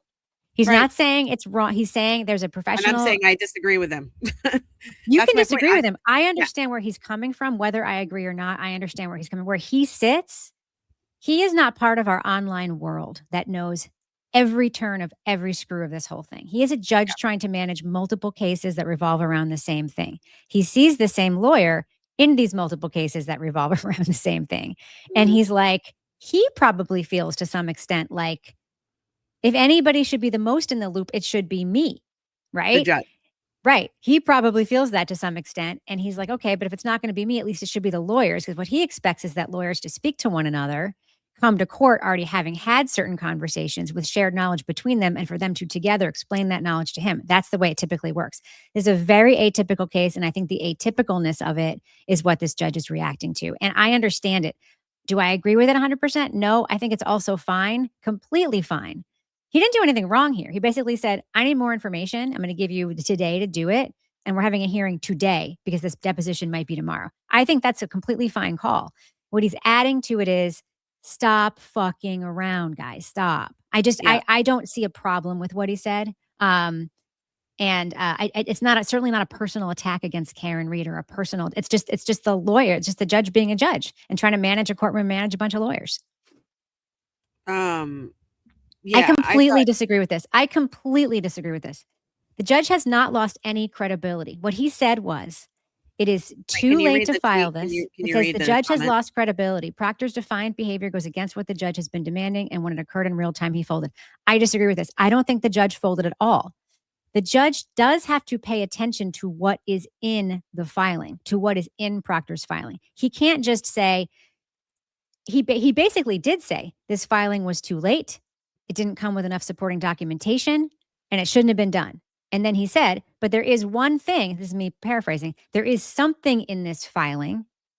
I am inclined to make him do his deposition, but there is something in this filing that I need to know more about. So he's having another hearing at 4:15 on that. So he has not lost credibility. In my mind, he gains credibility every single time he actually, if Michael Proctor were the wrong party here, which clearly he isn't, but if this situation was flipped and it was Karen Reed who wanted to delay a deposition because she needed something in the hospital or because her IBS or whatever, or colitis was acting up, we'd be so pissed if the judge did not want to get more information about whatever that situation was. He has to take these filings at face value, and he's asking for more. In my opinion, he's gained credibility, not lost it. Okay. In my opinion, the judge is doing similar things to what Bev did when he is acting, because he's bringing up the Today Show and Karen doing media. Karen can do any media that she wants to do, and showing up and doing media with her attorneys is totally fine too. If their goal is to expose police corruption, law enforcement, DA corruption in the Commonwealth of Massachusetts, and they want to go on the Today Show to talk about that, that has nothing to do with this hearing. Nothing. And the fact that he brought it up makes me think he is acting like one of those old school Massachusetts judges who doesn't like outsiders. Like, I feel like it's already starting with AJ. And I'm not saying that he did anything wrong necessarily, but I'm getting like a twinge of like, come on, can we stop talking about people who have been persecuted going on media programs and doing interviews to get their story out so that it's not twisted by lawyers and twisted by other people when they want to tell their own story. Like, that's the part I don't think he needed to I didn't bring hear the that Today at Show all. into it. I didn't That's hear what him I say heard. that. I heard him That's say, what I heard. You lawyers had foreknowledge of something that you could have had more courtesy with other lawyers for. He's being But why did he bring up the Today Show? Because that's literally where it happened. Like, he's not saying you were wrong for going on Today's Show. He's saying on the Today Show, there was signaling that there was advanced knowledge of this that could have, as a courtesy, been shared with other lawyers. That's what he's saying. Now, this is a civil procedure. It's not a criminal procedure. In this civil procedure, Karen Reed is the defendant. The O'Keefes are the plaintiff. His job is to make an even playing field. He's not like in civil cases, except for in the Afro Man case, judges are not typically pro-plaintiff or pro-defendant. The civil courtroom is they shouldn't be in criminal cases either, although sometimes it appears that they are.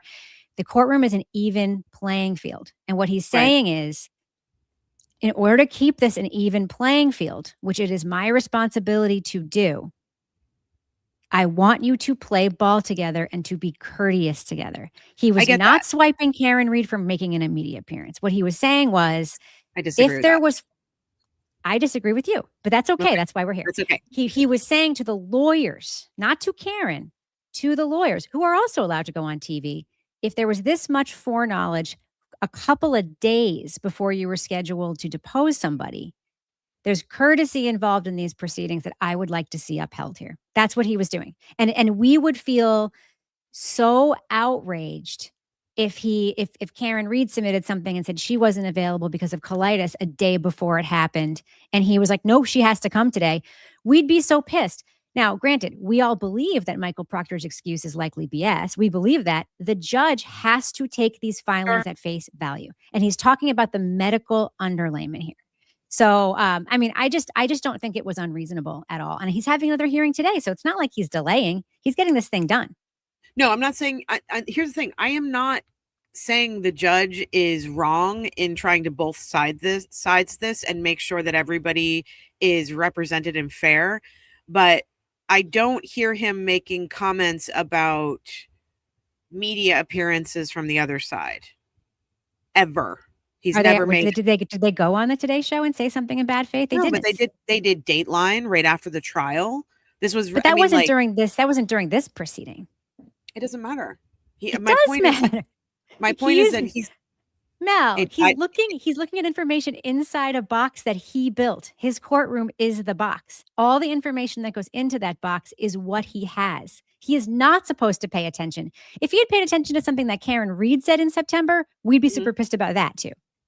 He's not supposed to pay attention to what goes on outside that box. I understand that. I do not think that he needed to bring up the media, the Today Show. I don't think that. I think the point he was trying to make was that she's going out there and talking to the media. You guys need to get your client under control. And you're sitting there right next to her, Alan Jackson. And to me, there's no point in bringing up the Today Show. There's no point in bringing up Alan Jackson being on a media, on a show with her. He can talk about what she said in that interview and say that, like, this was the plan all along. There's nothing wrong with that being the plan all along. And they've been telling us the plan since the moment they stepped into civil court outside of criminal court. They've been saying this. Mm-hmm. We're going to do this. This is coming. This shouldn't be a shock to anybody that they filed this suit. No, it's not. He's not talking about the fact that the suit is surprising. They have said that in court many times. He's talking about the fact that the suit focused around Michael Proctor when they knew they were going to be deposing him on Monday. And for whatever reason, the lawyers for the O'Keefes and Michael Proctor's lawyers, and Michael Proctor's lawyers in particular, is saying, there's a medical issue here. The reason is real as a medical issue. We can say whatever we want about that. But that's what he's saying. And it's somehow connected to something. The judge is just saying, be courteous to each other. This is like Then he should have said that. I hate seeing stuff like this. I hate That's seeing stuff like this. I hate seeing stuff like this inflated to great importance when it's not great importance. He's not going to look at Alan Jackson differently from now on. This is a civil case. This is not a Bev Canoni courtroom. It's a different kind of courtroom. And sure, I'm sure that there's going to be a lot of outrage about it. This is the kind of outrage I personally don't like to get drawn into. He's having another hearing today. This is not a guy who said, hey, let's schedule this. When is everybody free? Is everybody free on July 15th? No, he's doing it today. I know that. I'm not discounting that the judge is trying to be fair. I think that's what he is doing. I think he needs to be careful because it is going to start discussions like what we're having right now when he brings the Today Show into it and when he specifically names Alan Jackson sitting next to his client on the Today Show and acting like this was some sort of a gotcha. Like this wasn't a gotcha moment with Proctor. I didn't hear him say that. I heard him say, be courteous to your fellow lawyers. If you have information, you should be sharing it with your fellow lawyers. That's what I heard him say. Okay. Well, I think that I'm tweaked because I don't want to hear a judge talking about media appearances anymore. That's fine. I think that's fair. I think I think your take, by the way, is fair. And I understand where you're coming from. I'm just not coming from the same place is all. Got it. Okay. Which I think is fine. I think that's why I think that if anything, I think that we probably representing right now a spectrum of opinion that is all fair. Yeah. I am glad that the hearing is going to happen later today. I hope he does the right thing. And I hope that... What do you think the right thing is? I'm just curious. Well, I think the right thing is if Michael Proctor's attorneys don't come with actual, was anything filed last night at 5:00? It must have been. Yeah, it was because he addressed it. We won't see that. But I know that, but he is asking for more information. He's saying he needs more than what was filed. Yes. He didn't mention specifically in that hearing something that came in. I'm assuming they made the deadline and he needs more. What more do you think he needs? He probably needs more documentation of whatever medical stuff they're claiming is going on. So I guess my question is, I'm not asking to see it. That was not the question I have. What I'm asking is, what more could you possibly need than what should have been filed last night? Okay, let's say, for instance, they filed something last night that says our client has been checked into. I'm making this up. Do not ascribe me to this. Our client has been checked into a facility in Boston to deal with a breakdown that resulted from the fallout of his personal stuff being revealed. Okay. The judge may want to, for instance, see more documentation of why that means he can't be deposed. So it might mean like a doctor. I'm completely fucking making this up. I'm not even like, I just want to make it clear. I'm not even like guessing here. I'm literally just coming up with a scenario that would, the judge might want to see something where like a medical professional says, he's deeply sedated. He needs to be for his whatever. And that's my point. Why didn't they? He would need to see because they submitted what they thought they needed to submit, and the judge said it wasn't enough. I mean, what they submitted clearly wasn't enough, and the judge said that. I think the judge is right about that. The judge is pissed. The judge is pissed this deposition isn't happening. And if we're going to talk about playing games, that to me sounds like they're playing games. That you know what the judge was asking you for, fucking submit it. Get it done so that we can take care of this on Monday. And what they did is they're slow walking information. That's what it sounds like to me. They're slow walking information. They're still playing fucking games. And they're going to be like, oh, well, he's in the hospital. Oh, he's in the hospital. We need to see record of that. We need to hear from his doctors. They knew that that's what the judge was asking for at 5 p.m. last night. And if they didn't give him everything he needed, I don't understand why the judge is giving them a second chance here. Because the judge knows something we don't know. I don't think if the judge saw what was in that filing, so he has information we don't have. So I can't be mad at something that I don't know enough about. Like there was something in there. He's pissed the deposition isn't happening. He says, this is not cool. It's not good. And every inclination I have, what I heard was him saying, every inclination I have is to make him do this today because that's what it was scheduled for. However, there's something in here that I'm going to give you a few hours to supplement. From a doctor, probably. So if there's something that I didn't understand, make me understand by 4:15 p.m. today. I think that's actually a pretty good ruling. I mean, I don't think the judge has any other choice. I mean, if he is too much of a hard ass on them and says, no, I don't accept this, even though you knew you should have gotten this all into me last night, he's gonna come off as a hard ass, and it's gonna seem one-sided. I get that.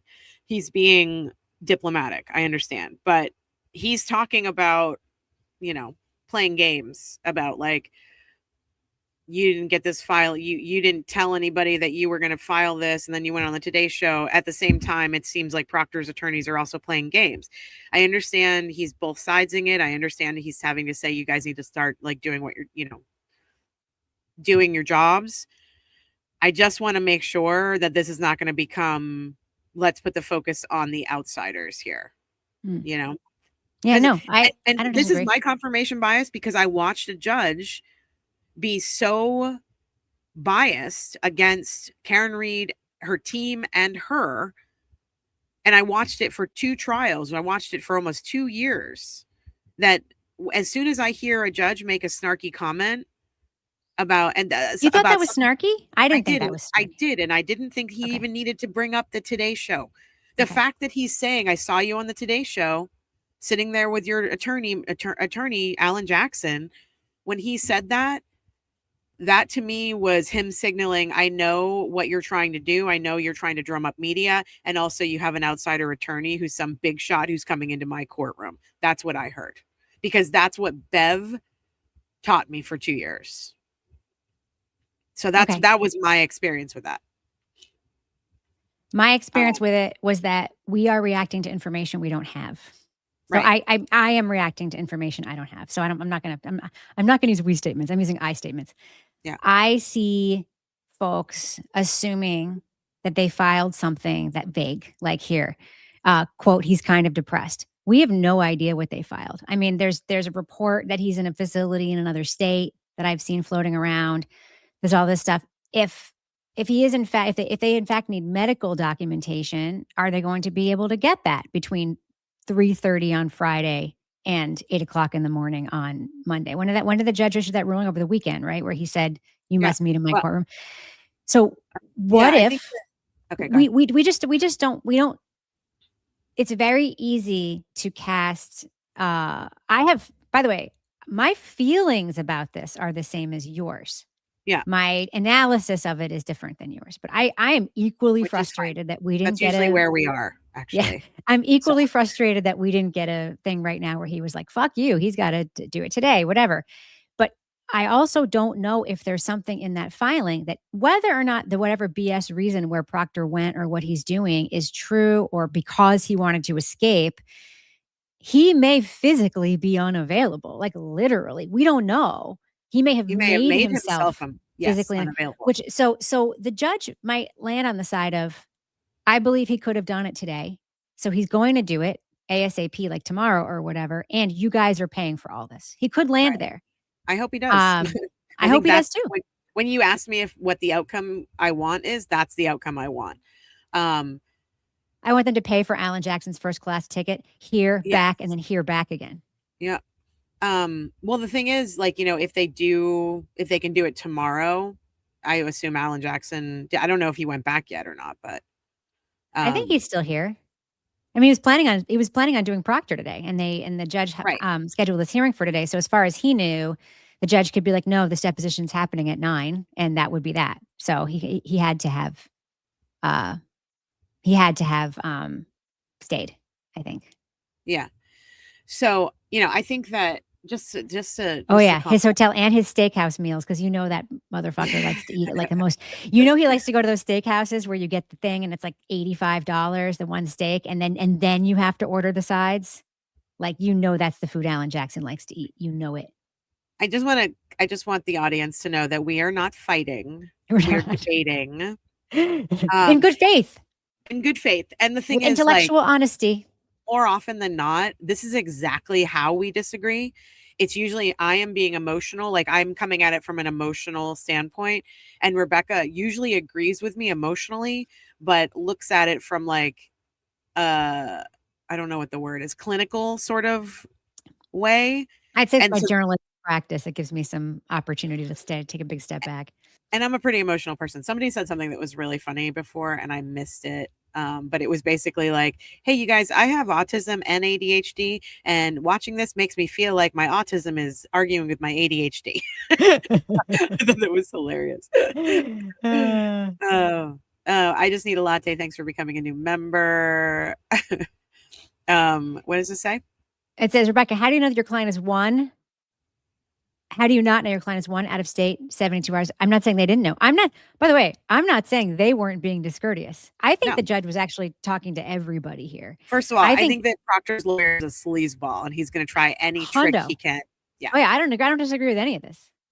I'm just saying the judge had built a box, and what comes into the box is what he has to work with. And he saw something in the filing that likely came in last night at 4:59 p.m. No, he heard about it. He didn't say he saw it. He said he heard about it. Sure. He said he heard about it. Judge Gildea. You think that Judge Gildea doesn't watch the Today Show? He's their demographic. He was in court when it happened, so he wouldn't have been able to watch it. The internet lives forever, Rebecca.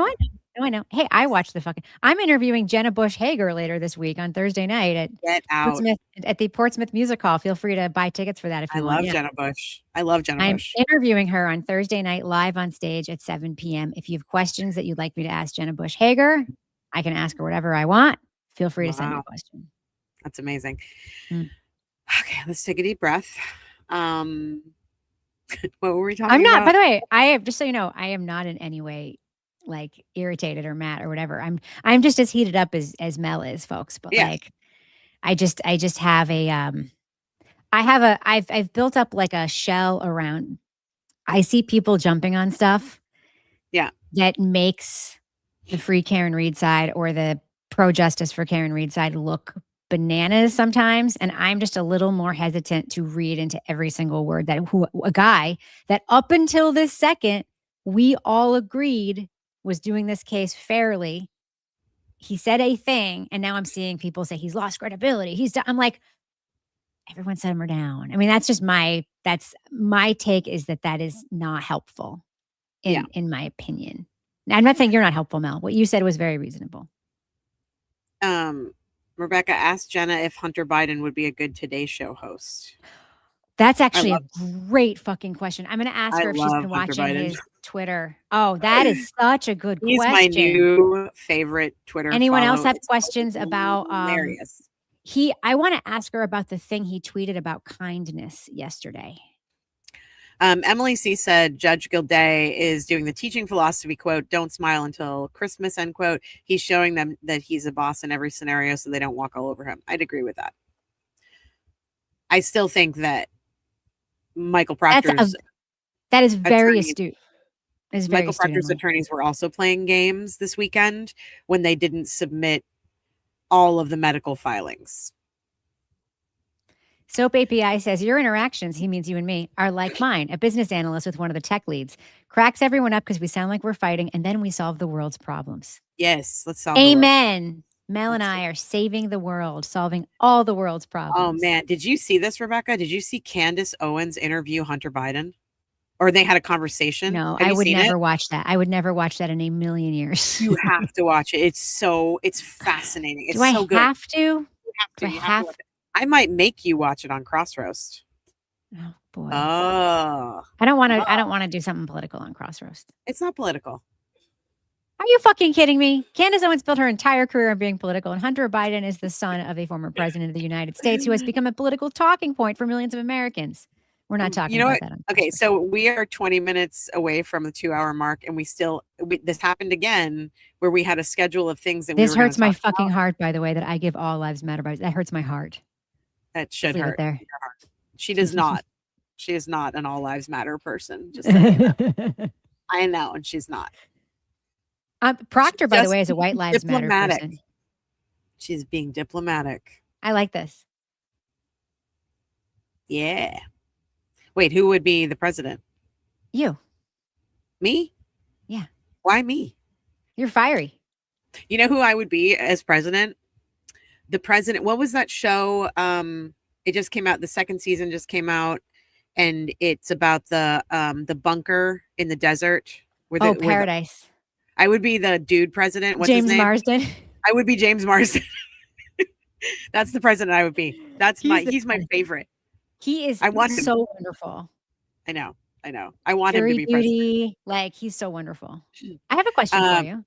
Wait, hold on. Karen, thanks for the $10. Karen says MP knew these were coming out because Good was told 2 days before to allow Good to resign.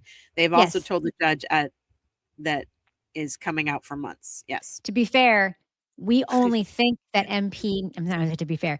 We only think that Good knew this 2 days in advance because in Karen Reed's filing, it says that upon information and belief, the Norfolk County DA's lawyers told, or the MSP's lawyer, I think it's the MSP's lawyers told the Canton lawyers. That's what he says. So that's why we think, and I agree that he knew in advance that otherwise he wouldn't have. Remember, he didn't show up for his hearing.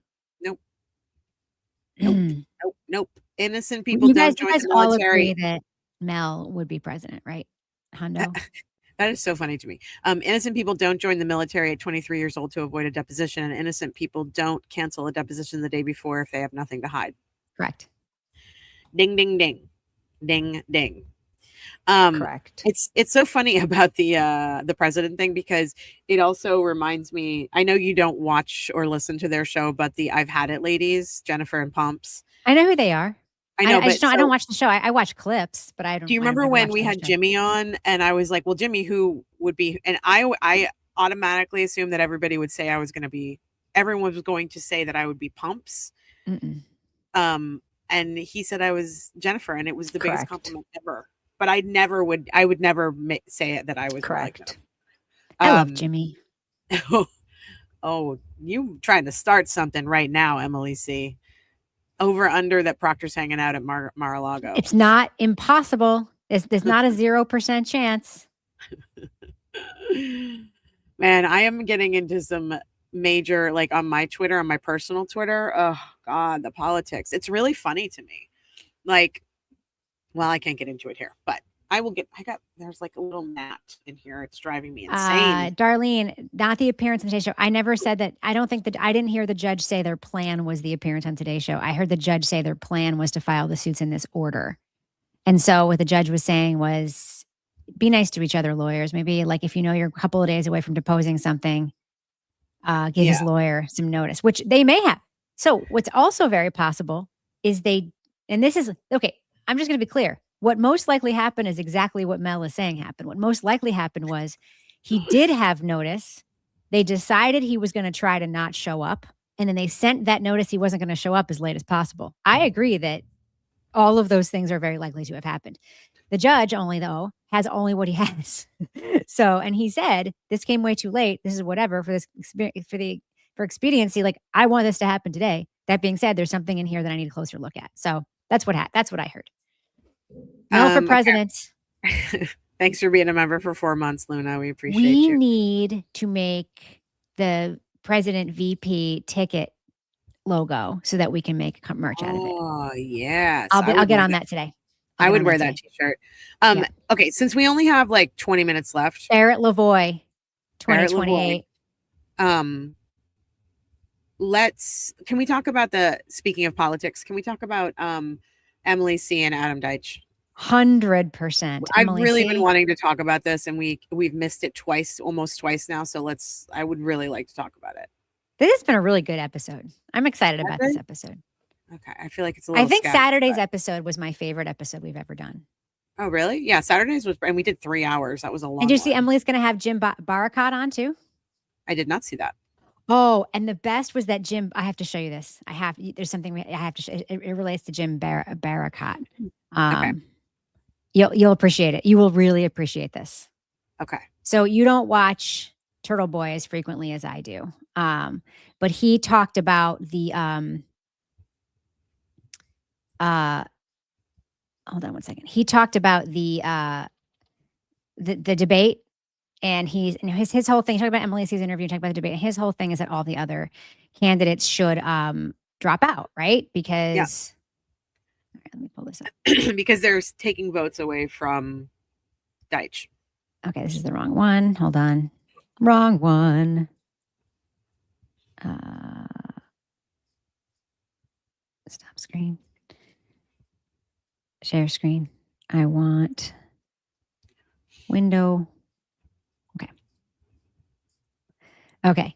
So Barricott, by the way, is stealing Mom Donnie's aesthetic for this, but it's funny. He quotes what Turtle Boy said about him. He looks like Corey Matthews was struck by lightning, which, by the way, very, very good joke. Very good joke. He's talking about Boy Meets World, of course. So he says, so our Dr. Turtle Boy mentioned cherry pop. Cherry was popped last night. Gross reference, but yes, it was.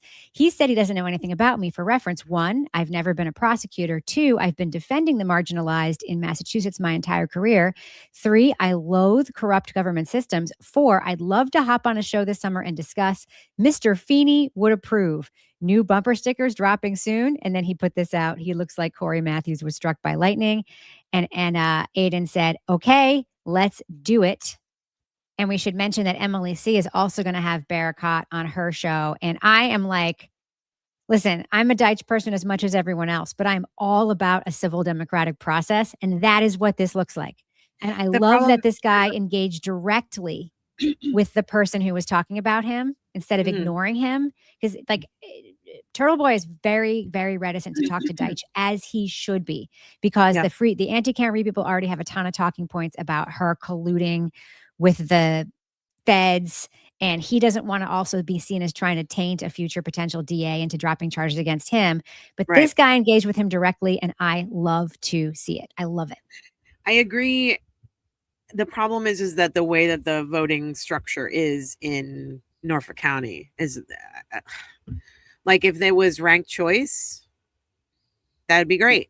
Yeah. So what's bad about a candidate engaging with more people? Are you saying people shouldn't platform another candidate? What I'm saying is that he's taking votes away from Deitch. Or Deitch is taking votes away from him. We don't know. I think Deitch is in the lead, isn't he? Well, Connor is right now in the lead. No, I mean besides Connor. Among the other candidates, I don't know. Yeah. I haven't looked at recent polls. I don't know who's doing the polling on the Norfolk County DA's office, if anyone. The death of local journalism means there's no more polling like that anymore. So yeah. All right. I wonder if there's a poly market bet about it.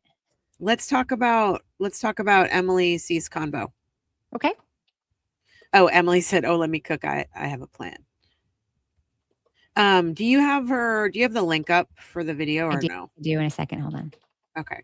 I've got it. Hold on. Emily C. Maybe the reason Michael Don't strike us for copyright, Emily. You can be such a bitch about that kind of thing. That was a joke. That was a joke. This started because he talked shit to me on Twitter. I'm not promoting him. Nobody thinks you're promoting him. Nobody. Everyone knows that you aren't. You want to be involved in civil discourse with a candidate for office, as you should be. You showed that you're a great interviewer. There's absolutely no reason why you shouldn't have as many candidates on as you want. And you're not in any way denigrating one candidate by speaking with another. That's not how media works. That's not how journalism works. And you're doing a great job. Look at these cuties. This was such a good interview. I was so proud of you, Em. This is amazing. Maybe Michael Proctor can't do his deposition because he's about to get a new role in the administration. He has a little bit of a Lewandowski vibe. Maybe he's going to replace Kash Patel. Wouldn't that be crazy? Okay. So Emily did. I got to find my notes. Here we go. I got my notes. Okay. Go. Did an interview with Adam Deitch, who is running for district attorney in Norfolk County, against Michael Morrissey's plant, Greg Connor. And Deitch he left his job as a federal attorney to run for this office because he saw, I think, what the corruption that was happening in this area. He moved. Yeah. And he has also called for, since the text messages came out on Thursday, he's called for Michael Morrissey to resign in the wake of those text messages. So I'll say what I said on Emily's stream. Adam Deitch makes me question if I'm straight. Well, I think that Pete Buttigieg, Adam Deitch, maybe they should run for. Maybe that should be the He ticket. did say one really weird thing in this interview. What's that? Where he was like, and here's why it's a good thing that I don't have a wife and kids. And I'm like, it's okay just to say. I mean, it was a little bit like the only reason I didn't like it was because it's sort of I don't like any conversations about whether or not you have a wife, kids, a husband, and kids as part of like the political discourse, because I feel like it's always like, well, I have kids, so therefore I believe X, and it's like, stop. Everybody should have their convictions, whether or not they have a wife, kids, and I know that's not what he meant. I know he was just trying to say I have a lot of energy and time to jump into this, Yeah, or maybe he felt he perhaps had to respond to people as they say, quote, queer baiting him. But anyway, let's play a little bit of the interview, and then we can talk about some of the notes that we have. Sure. I am worried that my volume, my audio won't work, but let's find out, shall we? Okay. Let me tell you if you can hear this. Can you hear it? Nope. I don't know. Is there a setting that I need to change? Hold on. Something's going on with your audio. You know what it is? I just think it's I think it's my card. So you're gonna have to look up this. Sorry, guys. No worries. I'll do it. All right. Emily C. One note I want to make: he was obviously very circumspect and conservative in what he could say. He talked about the conversation they clearly had before they went on live, and I'm sure that there were some conversation. I'm sure there's a conversation there where he sort of laid out what he'd be comfortable talking about and not comfortable. And she was very respectful of that, and that's not atypical at all. And then I know the part making people bristle. I don't know if that's what you're going to talk about, but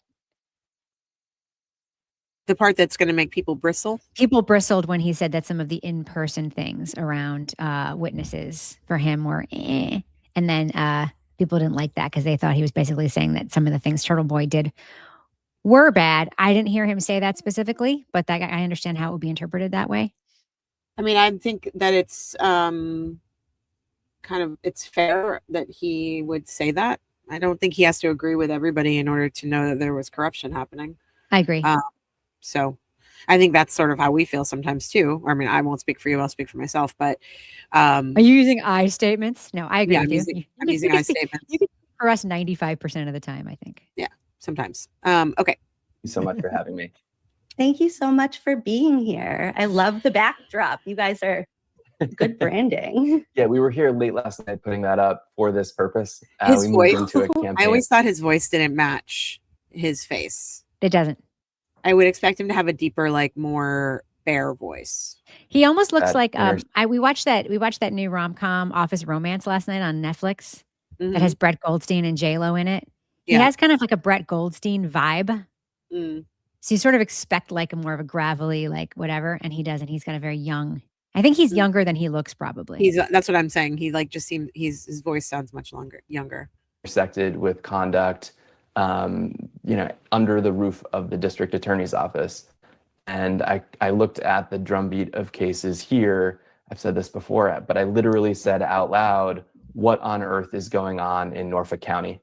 And so I left the U.S. Attorney's Office and launched this campaign and have been talking to folks across the county since November because I think Norfolk County deserves a DA's office that is defined by competence and trust, and at the end of the day, professionalism and accountability.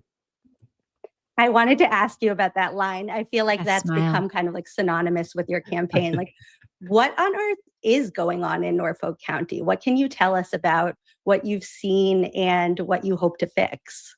Perfectly perfectly timed bottom, most people, and I've found this through conversations over the past 6-7 months, most people don't think about the district attorney's office. You, Emily, are a high information voter. I think your audience is comprised of a lot of high information people. This is new for me. I didn't know who my district attorney was a few years ago. Right. And I think that's the case for so many people. It's a down ballot race. And I think in most elections, in fact, for the past 16 years, where folks in Norfolk County haven't even had a choice for DA, most people don't think about it. And that's true until the day that you need someone at the DA's office. And on that day, it's usually one of the worst days of people's lives. Either you or a family member have been the victim of a serious crime, or you or a family member have been charged with a crime. And on that day, it actually doesn't matter whether Adam Deitch is the elected district attorney. What matters is that the people you're dealing with at the office are competent and trustworthy and professional. So I just wanted to give you guys a little bit of a clip of it, so you have an idea of, if you haven't heard, I'm sure you have, if you haven't heard Adam Deitch speak before, I feel like he's very genuine. He speaks from the heart. He seems really engaged in whatever he's doing. So he's engaged with Emily. He's engaged when he's doing the debates, whereas Greg Connor is sitting there looking like he's questioning what he's doing with his life.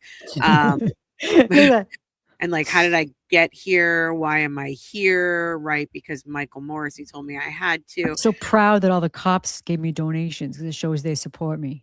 Greg. Yeah. Greg.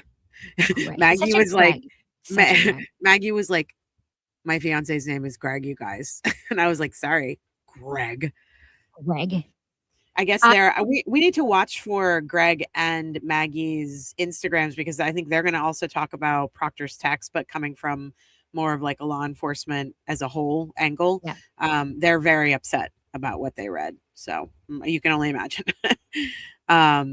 If I didn't know, that running for office is literally the worst thing that someone can do to ruin their own life.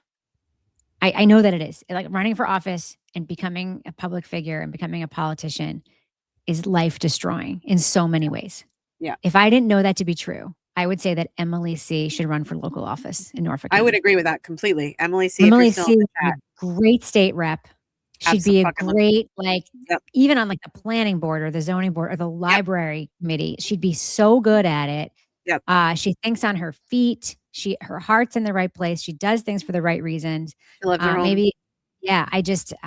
She'd be a wonderful, wonderful, wonderful, wonderful public official and public servant. Like, she's so great. Yep.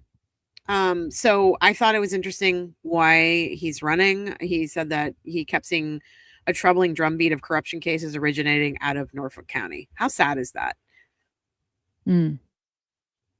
Oh, that would be a great job for you, Chief of Staff.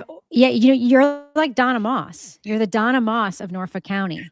And Donna Moss was 100% always the smartest person in every fucking room on the West Wing. Always the smartest one in every room. And it would be like, Donna. It's like she would always say the thing that would ultimately be the right thing. She was like the house of the West Wing. You are the Donna Moss of our community. 100%. Yeah, I think Chief of Staff might be more important. I think you're right, Malvo.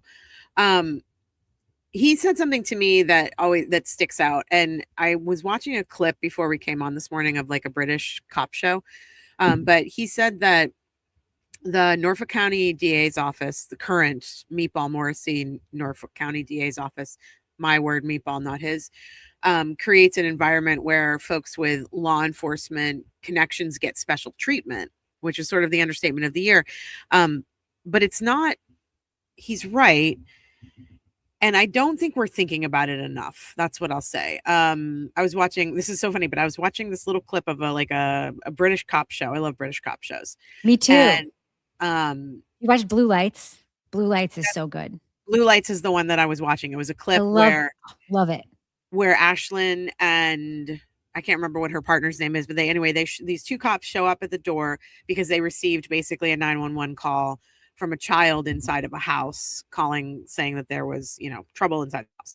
And they show up and the guy answers the door and they tell him why they're there. And he's like, hold on just a second. And he comes back and he comes back with a badge and he shows them that he's some like high up cop position in their district or whatever. It's like a sergeant or something.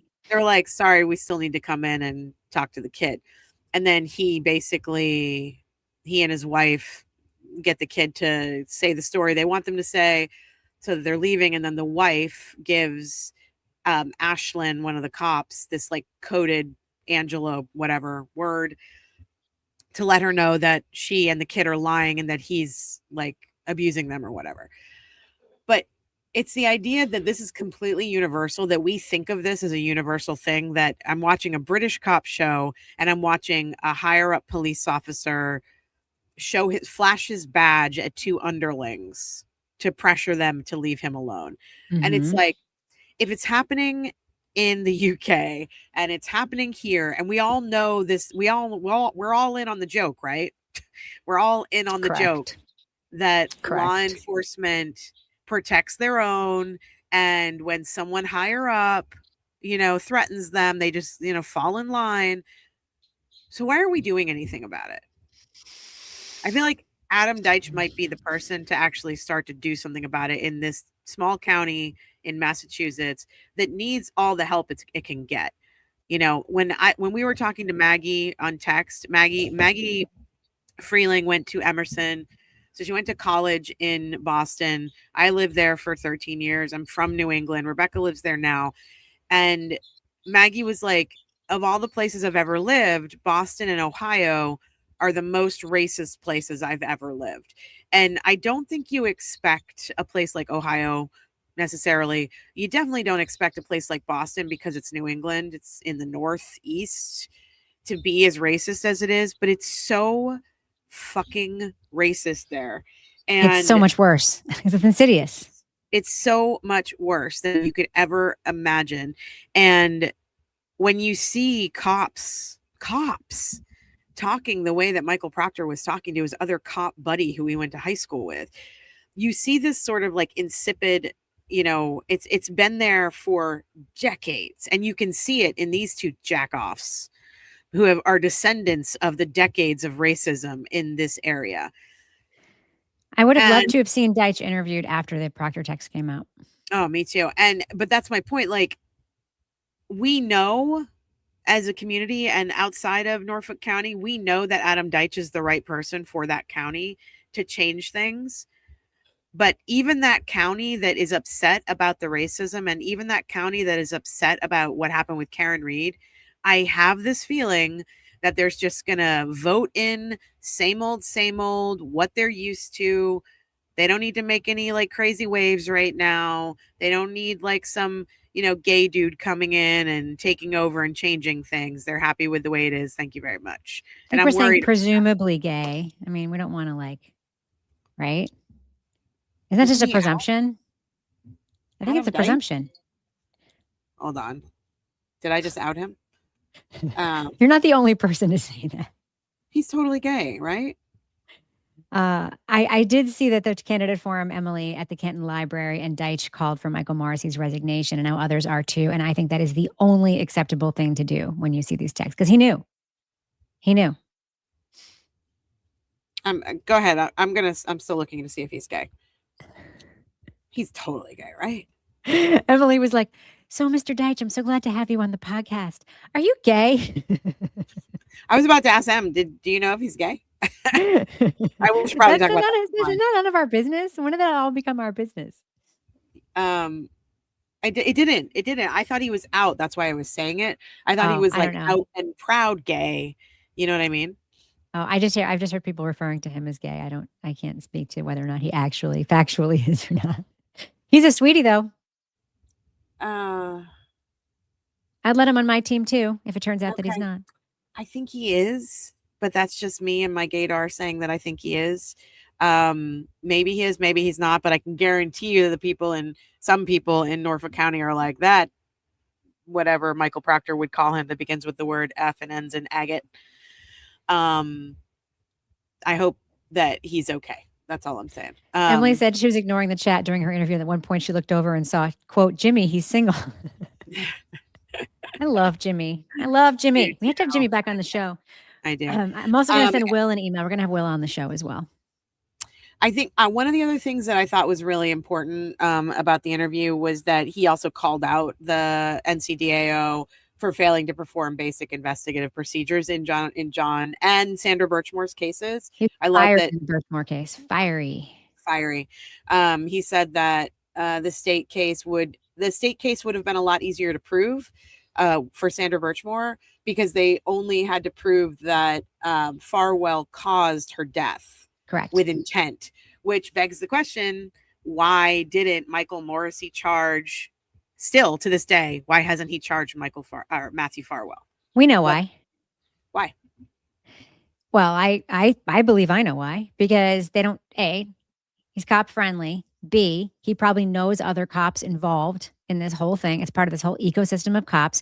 Probably one of his cop buddies was like, he's actually a good guy, blah, blah, blah, blah, blah, blah. And also, he knew it would open a can of worms.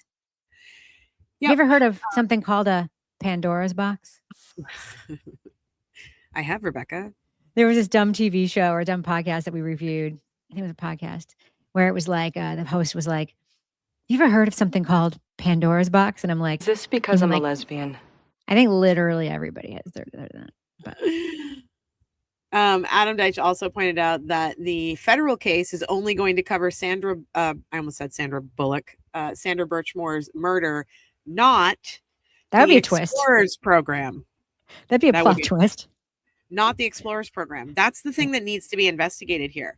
This culture within law enforcement of hiring people who are sexual predators.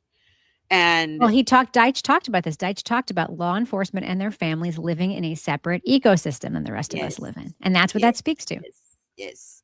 Oh my God. Freaking Proctor's wife. I was looking back at clips of her old interviews and her whole, like, we're a law enforcement family. Yeah. Think about what that means. Think about what that means.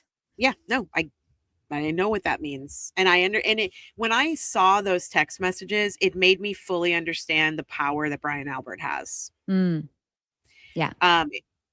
Because Michael Proctor is lower than Brian Albert.